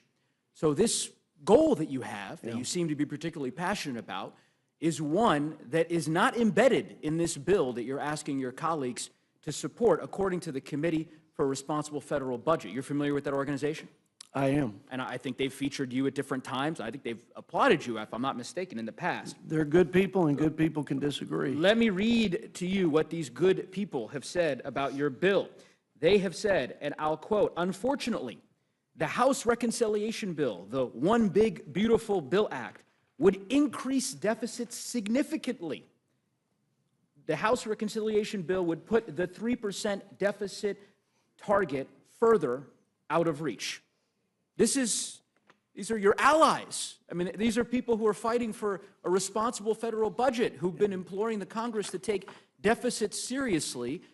A month ago, you had folks coming in saying, "Mr. Chairman, get to that 3% target." And now you have these experts that you've praised in the past telling you you're way off the mark. Make it make sense, Mr. Chairman. Well, to get to a 3% deficit to GDP, which would stabilize the debt, you've heard the Secretary of Treasury establish a similar metric, would take $7+ trillion in spending reduction. It's a great goal, and it's a clear one, and it's measurable. But just like coming out of the World War II, 120 roughly % debt to GDP, we're comparable to that today, actually have exceeded it. It took time. And I would say this is a substantial effort and step to begin bending the curve on debt to GDP. So my analysis is different from my friends in the organization that you mentioned. Different isn't the word I would use. I mean, different is it is when the bottom, different is one opinion, is a bit of a deviation. They are saying you are wrong. I didn't quote it length. I mean, I'll just keep reading here. In 2022, in 2027, we estimate the House Reconciliation Bill would boost deficits to about 7% of GDP, which is more than double Besant, the Treasury Secretary that you referenced, proposed fiscal target, 1.8% of GDP above current law and 0.7% of GDP higher than a simple extension of the Tax Cut and Job Act's individual provisions. What they're saying, I think, is that if you just simply extended the tax bill and didn't do anything else, you would reduce the deficit more than what you've done here. I don't know how that could be even possible. Well, I'm reading their press release. But we reduced, just let's think through this. We reduced spending by 1.7 roughly trillion dollars. And they're suggesting by extending the tax cuts without that reduction in spending, we would be better off. I think I can tell you why. And I'm happy to give the ranking member of the Budget Committee opportunity. It's because of the tax breaks that you have given to the richest Americans embedded in this bill, such that at the end of the day, the savings that you've described ultimately don't put the dent into the deficit that you proclaim. Ranking Member Boyle, you can correct me if I'm mistaken about that. I like you both, but Neguse has the better side of the argument, I think quite clearly. I would point out a few things. The Committee for Responsible Federal Budget is, I have to say, admirably independent, and at times they are an equal opportunity afflictor of both sides of the political divide, depending on the piece of legislation that's coming down the pike. Their credibility is quite clear. They've been consistent when it comes to deficit and debt, and they are calling out the intellectual dishonesty in this piece of legislation. There's actually a conservative think tank called the Manhattan Institute, which indicates that the Republican bill is actually the most expensive piece of legislation since the 1960s, since Lyndon Johnson's Great Society. So it's no accident that Moody's chose this past Friday to, for the first time in American history, downgrade our debt. They've been withholding joining the other two credit agencies, one of which had downgraded our debt back in 2011 when the Tea Party Congress drove us right up to the brink in terms of whether or not we would have a debt ceiling crisis. And then there was another credit downgrade by a different credit agency a couple of years ago, which was also related to another potential crisis in terms of the debt ceiling, though that credit downgrade a couple of years ago did also reference the future trajectory of our debt. And now here we are with Moody's, for whom the trajectory, because of this legislation, of our deficits and debt was finally what prompted them to be the last of the 3 credit agencies to downgrade our debt. So finally, as you pointed out, what we're seeing in the bond market, that can't be spun. That can't be papered over with a gimmick like current policy baseline. The reality is these markets are charging us more now for our debt, which means higher mortgages, higher auto loan rates, higher costs for the American people. Yeah, I couldn't agree with you more, Ranking Member Boyle. And as I go through the constellation of the entities and the individuals that have opined as to the impact of this bill on the deficit, it's pretty clear to me the conclusion. Apparently, you know, the CBO, the Committee for a Responsible Federal Budget, I was unaware of the Manhattan Institute's conclusions. I guess we'll add them to the list. By the way, Republicans also, Republican senators, right? I mean, Chairman, you're aware of, we don't have to go through the litany of the statements. I mean, I'm happy to read them to you, but you're aware of what Senator Rand Paul and, you know, other colleagues of yours in the upper chamber have said about this bill and about their concerns regarding the deficit. Well, it's 3 a.m. Why not? I'll offer a few of these. May as well. This was Rand Paul today. Apparently, the Speaker, I guess, met with the Senate Republicans, and this is Rand Paul's quote. Quote, the Speaker basically said that conservatives just have to live with raising the debt ceiling $5 trillion or $4 trillion, which is a historic amount. And I'm one conservative who won't live with that. Senator Ron Johnson, this is a week and a half ago, quote, the one big beautiful bill, I never thought I'd be quoting Senator Johnson, but anyway, I digress. The one big beautiful bill that Congress is working on is certainly big, but beauty is in the eye of the beholder. Too often, the reality of these budget debates get obscured in details, politically charged issues, and demagoguery. Under every scenario now being considered, federal debt continues to skyrocket from its current level of almost $37 trillion. And I could go on. So Republican senators, the CBO, the Committee for the Responsible Federal Budget, my Democratic colleagues, everyone who's looked at this bill seems to conclude it is going to blow up our deficit. Everyone but you, Mr. Chairman. And I just can't understand why. Would you like me to explain? Yes, sure. Well, I don't know if you know what the annual average GDP was during Trump's tenure prior to COVID, and I'm not going to ask you the questions. I appreciate that. But it was close to what the annual average GDP rate was for President Biden, actually, if you control for COVID, around 2.8. It was 1.8 when President Trump took over in his first year of his first term. He was able, because of the pro-growth policies, including the Tax Cuts and Jobs Act, but also massive deregulation efforts, America First trade, et cetera, good energy policy, was able to move the needle by an entire 100 basis points, which over the budget window is about $3 trillion. So just to be conservative, we locked in an assumption that was lower than both, 2.6. So ironically, CBO projects the annual average growth rate at this point, which I think is actually pretty aggressive, given that they assume the tax cuts would expire, is 1.8%. So to have a conservative assumption of 2.6 plus the $1.7 trillion in spending reduction actually not only balances, but in 10 years it reduces the deficit, and more importantly, it brings the debt to GDP down, which I think is the best measure of the fiscal health of our country, by 10 percentage points. When has that ever happened? I've given you some room to respond on that. Thank you for the time. Of course. Can I tell you what the Committee for Responsible Federal Budget Well, said I wish you wouldn't. I'd be happy to, because they actually looked at this exact issue. Yeah, sure. You know, I think it's important.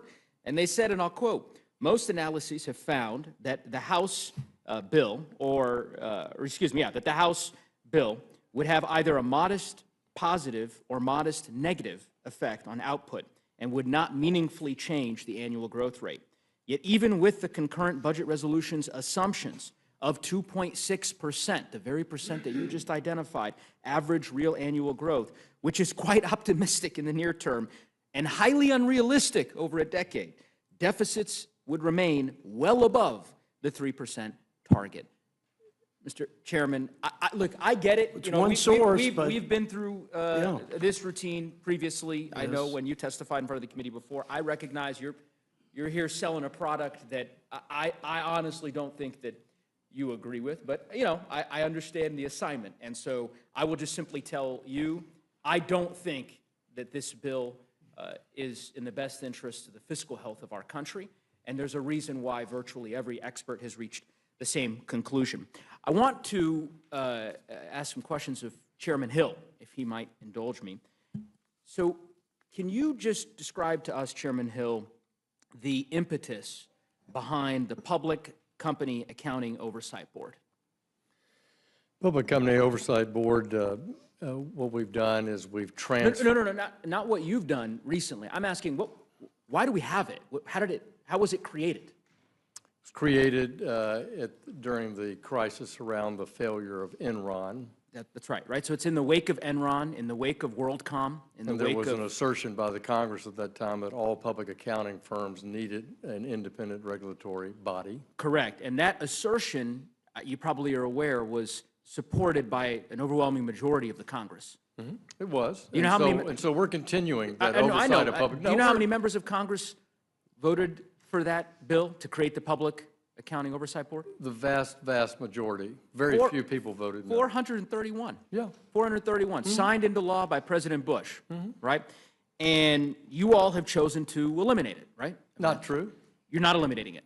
No, we're transferring the authority to oversee the public accounting from the PCAOB to the SEC. To the SEC, got it. But you're not allocating any funding to the SEC to actually perform these duties, right? There's no money in this bill for that. We are taking the fees that were being charged to the companies and eliminating those fees. I understand you're limiting the fees, yeah. So my point is, you've said, we're you said I'm saving not man- dismantling the agency, but we're moving it to the SEC. But we're not giving the SEC a dime to do any of these critical accounting functions that virtually every Republican in the United States Congress supported a mere 20 years ago, right? We're cutting the mandatory spending that is in this, currently in the budget for the PCOB, transferring those authorities to the SEC, and I'm sure they can come to the Congress for appropriations. Got it. So in the interim, there will be no public accounting oversight No. activities, right? Yeah. That's not true. The work do you of mean? overseeing the public accounting firms will continue. By who? We've contemplated that in the bill in the terms of the phase-out. It's in the reconciliation bill. Describe it to us. I mean, I guess I'm trying to understand. You're saying it gets moved over to the SEC. There's no new funds. There's no mandate that there be... There's a phase-out period in the reconciliation bill, and that will afford the SEC the opportunity to seek appropriations. So does the bill it gives the SEC the opportunity to seek appropriation. So until that agent, and of course we have no idea as to whether or not the Congress will ultimately consent to that appropriation request, there's also no language in this bill that mandates that the Public Accounting Board, the personnel who work for this entity now that's been in existence for 20-some-odd years, are rehired by the SEC. That's true. Okay.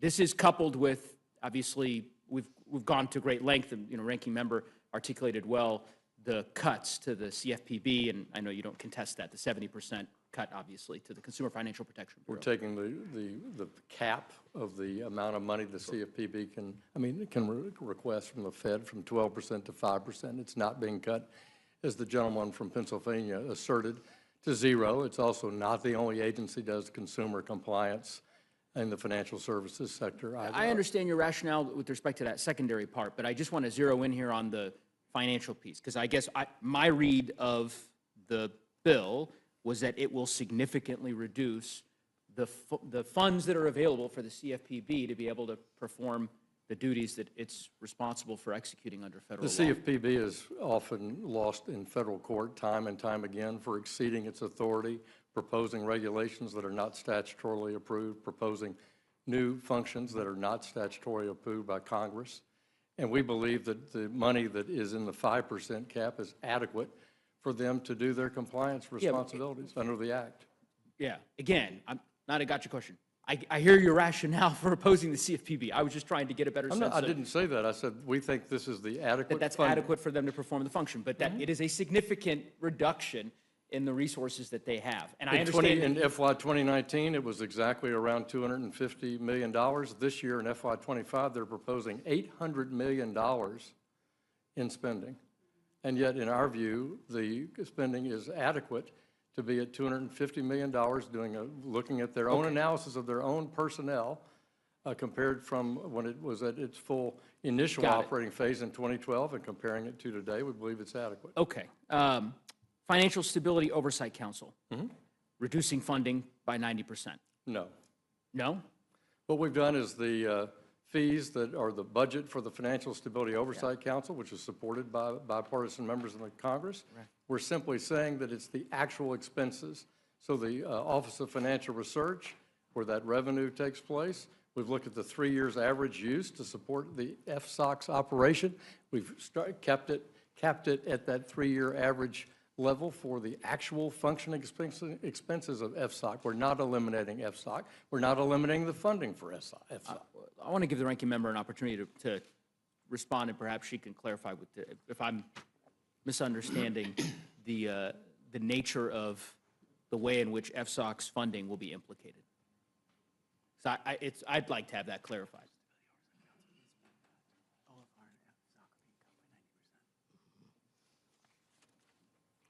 First of all, I want to go back to the microphone.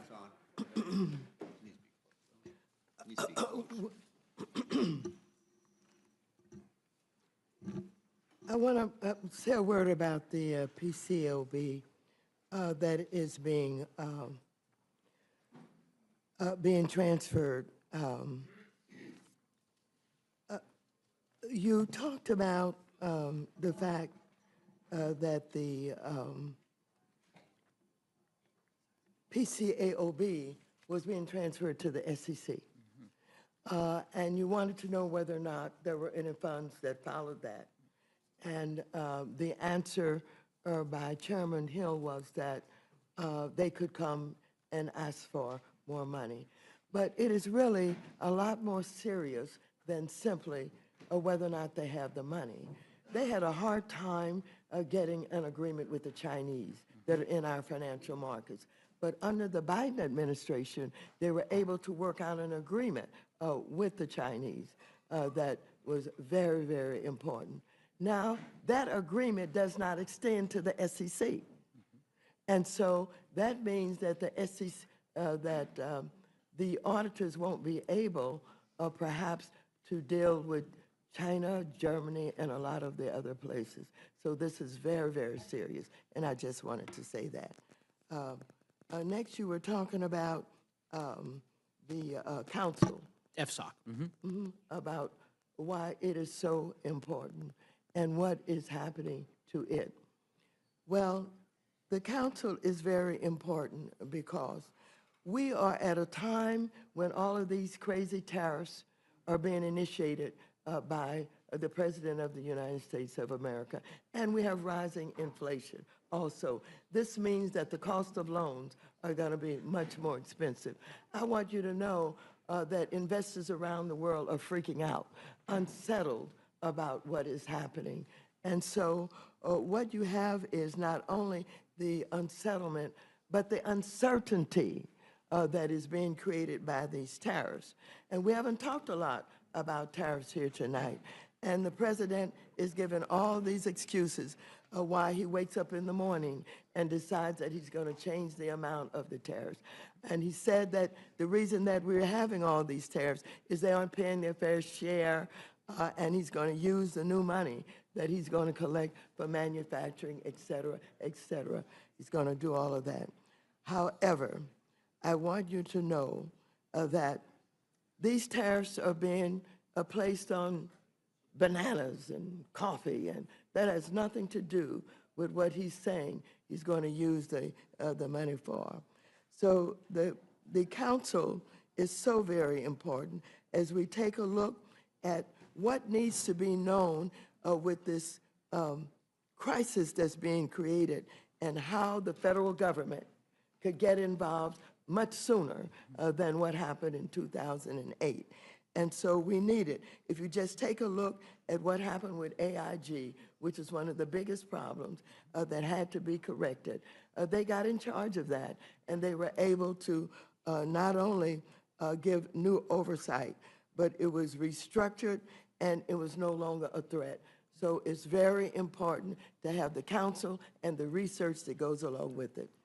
Well, I would say, thank you, Madam Ranking Member, and I would just say, Mr. Chairman, Chairman Hill, I respect your expertise. I know you've worked on these issues. I know you've served in the Treasury Department, and I understand the policy reasons that you might have, and We were directed, and Mr. believe. Nagise. Well, let me finish. It wasn't a Okay. question. That you believe with respect to some of the changes that you're seeking to make. My simple suggestion is that the changes you are making to the Accounting Board, to the CFPB, to FSOC, taken together in the aggregate, all of these agencies, these entities were created for a reason, right? And they were in the wake of very serious financial crises that engulfed our country. And I don't think that it's in the best interest of American consumers to pursue these kinds of changes. I also think they're policy changes, and that, ultimately, if the parliamentarian in the Senate is abiding by precedent, that they shouldn't make it through the birdbath, but that's a different inquiry. So in any event, I will move on. My final question to Chairman Comer. Mr. Chairman, so with respect to the exchange you were having with one of my colleagues earlier about the exemptions that you all crafted into the bill regarding air traffic controllers, that's in relation to the at-will, this distinction essentially between giving federal employees the choice of choosing the at-will employment versus non-at-will employment, federal protections, but a higher retirement contribution. Am I right that that's what the exemption is applying to? What's that? I mean, I don't understand your question. Why don't you describe to me, I wanted to better understand the new language, the language that you all have adopted regarding air traffic controllers and law enforcement. They're exempted from any changes. Any of the changes that you all are making with respect to the federal benefits system. That's correct? Yes. Okay. That didn't exist in the original bill, or was that not the case? There were exemptions for Border Patrol, and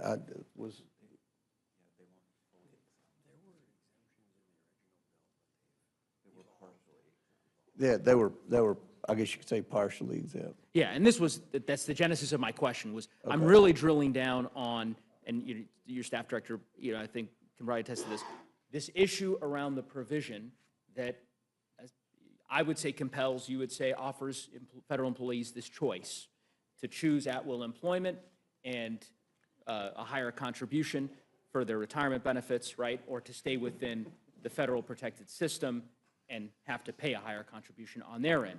That original provision did not have the exemptions that you all have added now for law enforcement, for Border Patrol, for air traffic controllers. That wasn't in the bill that you all marked up a few days ago that the Republican majority on the bill approved.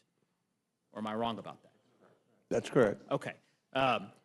What I am interested in is, was there a discussion, and are you willing to have a discussion, particularly as you consider a manager's amendment, to draw out a similar exemption for veterans? So veterans who have rights under the in the current system, if you're a veteran and you work at any of our federal agencies, right, but you don't fall into this particular job classification exemption, you have rights before the Merit Systems Protection Board that you can adjudicate, right, as a veteran. And my point is to simply say, why wouldn't you draw out this exemption to include veterans, irrespective of whether or not they fall into this classification or not? Look, the bill can be amended through the process. I mean, this is, we passed out, we were given instructions to say $51 billion. We met that. And look, during discussions, there's going to be minor changes made here and there. With respect to at-will, I want to make it clear there are certain states that have at-will civil service employees. Some of those states are Georgia, Texas, Florida, and Utah. So I don't think there's anything groundbreaking or unique here. No, I'm not. But what I'm suggesting is you crafted this exemption over the course of the last 72 hours. You added a very large exemption to this bill. That's an exemption I support, by the way, with respect to what you've drawn out here. Clearly, you have the capacity to just add veterans. You could do that now. There's negotiations apparently happening somewhere in this building. You know, and Ranking Member McGovern and Chairman Arrington's colloquy, I think, established that. So I don't really understand why you wouldn't just make the case to the leadership, respectfully, Mr. Chairman, to say, okay, if this exemption was worth pursuing, let's add veterans as well, so that we're not forcing veterans into this Hobson's choice that we've decided we did not want to force upon firefighters, air traffic controllers, and other law enforcement officials. I think that's a reasonable request to make on behalf of our nation's veterans. And as you know, a large portion of the federal workforce are veterans. So I think that this would be the least we could do. And I would implore you, I don't know if you have further thoughts on that, but I mean, you're the chairman, and I assume you negotiated this we've already exemption, passed our bill out of the committee, so it's not. But this amendment happened after you marked up the bill. That's my point. You passed the bill.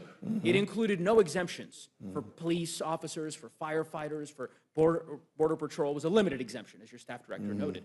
You've added that in the last couple of days because there were stakeholders who made clear their outrage, which, by the way, was expressed by Democrats, I understand, during the markup, and Ranking Member Lynch can comment on that if he'd like, but I think Democratic members of the committee made the case that this ought to be, obviously, we believe it should be Well, eliminated Democrats want to entirely, spend, into oblivion. I mean, if it were just Democrats, there wouldn't be any cuts. Well, We I just would- keep spending money and keep adding I to would the not deficit. call. I mean, somebody has to step I up, would and not call. we're on an Mr. unsustainable Mr. path. Neguse, Chairman, respectfully, Mr. I would Neguse, not call. I'm Mr. almost done, Neguse, Madam Chair. I would respectfully You ask a question. He Mr. answered. Comer was attempting to answer He your answered. question.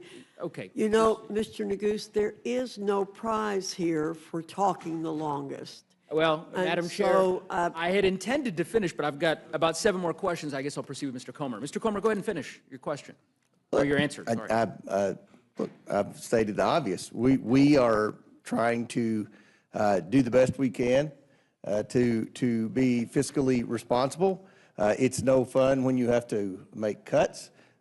You all don't know what that's like. You've never cut anything in your life. You just continue to spend, spend, spend. We're on an unsustainable path. We have limited jurisdiction on the Oversight Committee. We're very passionate about eliminating waste, fraud, abuse, and mismanagement in the federal government. With respect to this bill, we had a limited portion of jurisdiction, and I think that we've been very transparent with the process. We passed out of committee a bill that saved the taxpayers $51 billion. There have been changes made, as there always is, once the bill passes committee before it's voted on the floor. So I don't know what else there is to say. So I would say to you, now that you've apparently concluded your answer, that my question was really simple.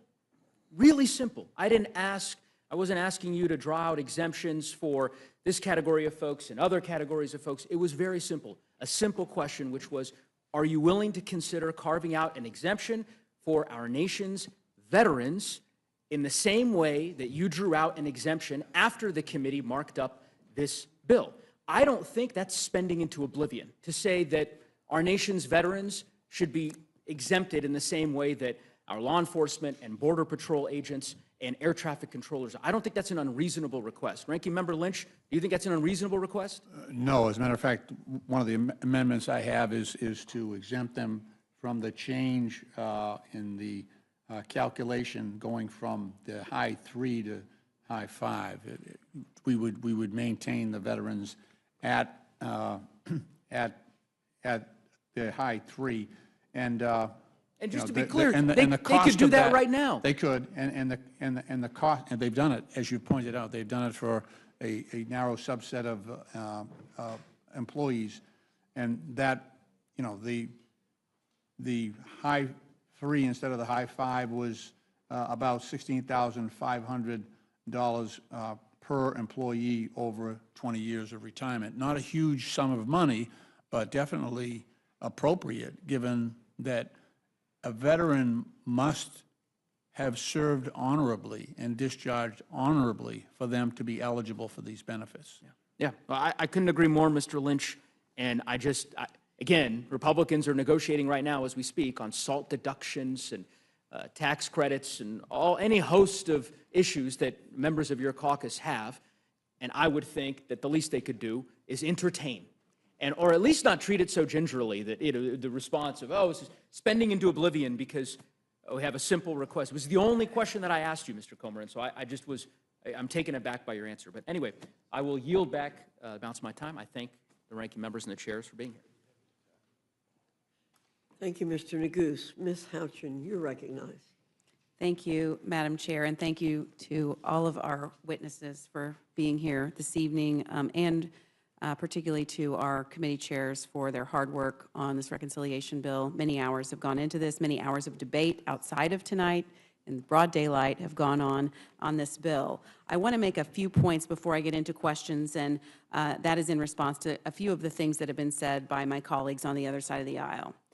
One of the things that's been said is that this is a transfer of wealth. What I would say to that is that the only transfer of wealth, resources, and protection of the American people that is occurring right now is a transfer from the American people on behalf of illegal immigrants. That's what's been happening over the last several years under the Biden administration. This bill's also been called a scam, but the only scam that's being played is a scam by the Democrats on the American people for fear-mongering about what this bill is actually doing.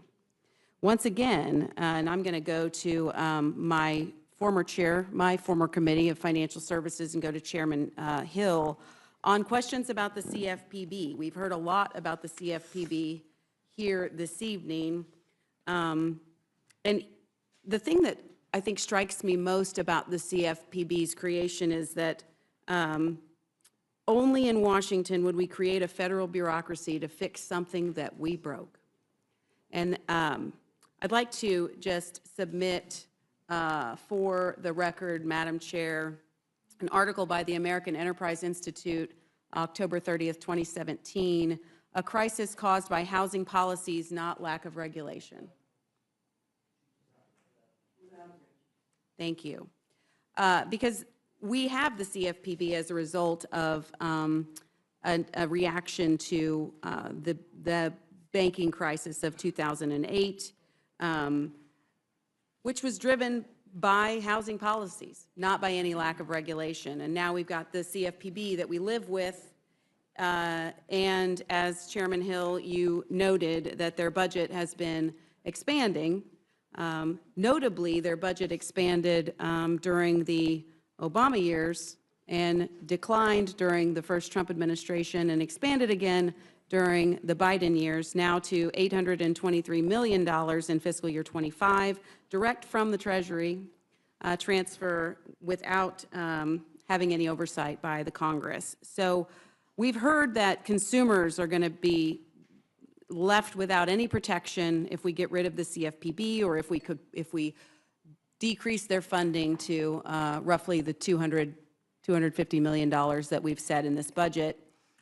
Is the CFPB the only federal agency, Chairman Hill, that provides consumer protection? No, Ms. Houchin, it's not. Each of the bank's supervisory agencies has a robust, continuous exam process for all the consumer compliance requirements. The CFPB's focus in Dodd-Frank was to focus on depository institutions, meaning banks, that were larger than $10 billion. Basically, there's 5,000 banks or thereabouts that are smaller than that, and they are having their compliance for lending purposes or deposit purposes fully supervised by the existing bank supervisors. Also, the SEC, the Securities and Exchange Commission, is deeply involved in consumer compliance responsibilities under the securities laws. And we can't forget the Federal Trade Commission, which is very involved in consumer compliance.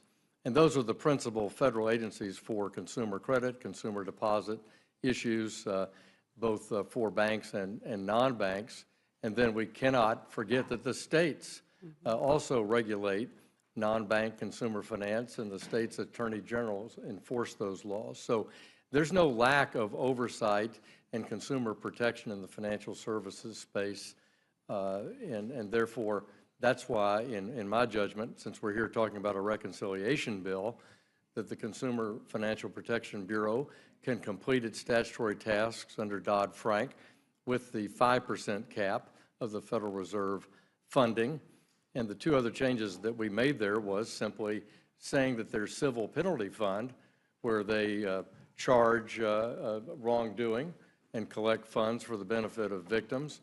Once that fund is, the victims are repaid throughout the adjudication process. If there's any surplus money, instead of them being able to keep it, that it go back to the Treasury to benefit the federal budget. And likewise, we say that while they're a unique agency because they have no oversight, they have no congressional appropriation, they have no inspector general, they have no real full compliance with Administrative Procedures Act, for example, in their rulemaking. They've been struck down in the federal courts for overreaching their statute. We also, they have a unique position that once they take their money at their request from the Federal Reserve, they get to carry it over. I don't know a lot of federal agencies that can carry over spending and pile up cash on their balance sheet after September 30 each year. So we cap that in this bill at 5% of that annual budget that they can have. And in fact, the CFPB has a civil penalty fund sitting on about $2.5 billion, according to my account. 1.7 billion of that was a fine levied against one entity, but they can sit on that cash too. Is that correct? They can. What we argue is that that money should be allocated to settle victims' claims, and that can take some time during the legal process, so that money can certainly sit there.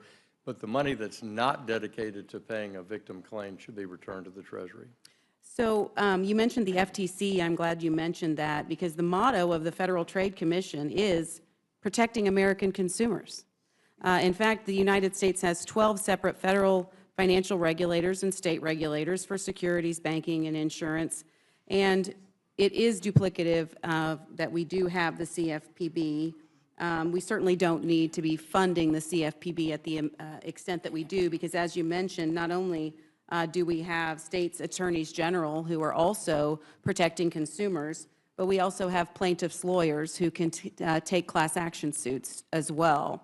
Madam Chair, I would like to submit for the record an article dated February 18th, 2025 by the Cato Institute, Consumers Will Be Safe Without the CFPB. Without objection. In the remaining time that I have, and I've gone over 5 minutes, but I do want to go to my Budget Committee Chair, Mr. Arrington, just with really one question. Has the CBO ever been wrong? Well, in my short tenure, they actually were off in their estimation of the deficit, and their excuse was it was hard to keep up. I'm paraphrasing. It was hard to keep up with the trillions of dollars in spending, would be $8 trillion total in deficit spending of the last administration, $2 trillion by executive actions. That was what was hard. So let's consider all things. They were off by $1 trillion. Which that's a big miss. And so, yes, they've been wrong. They were wrong in their projections on revenue to the Treasury post-TCJA.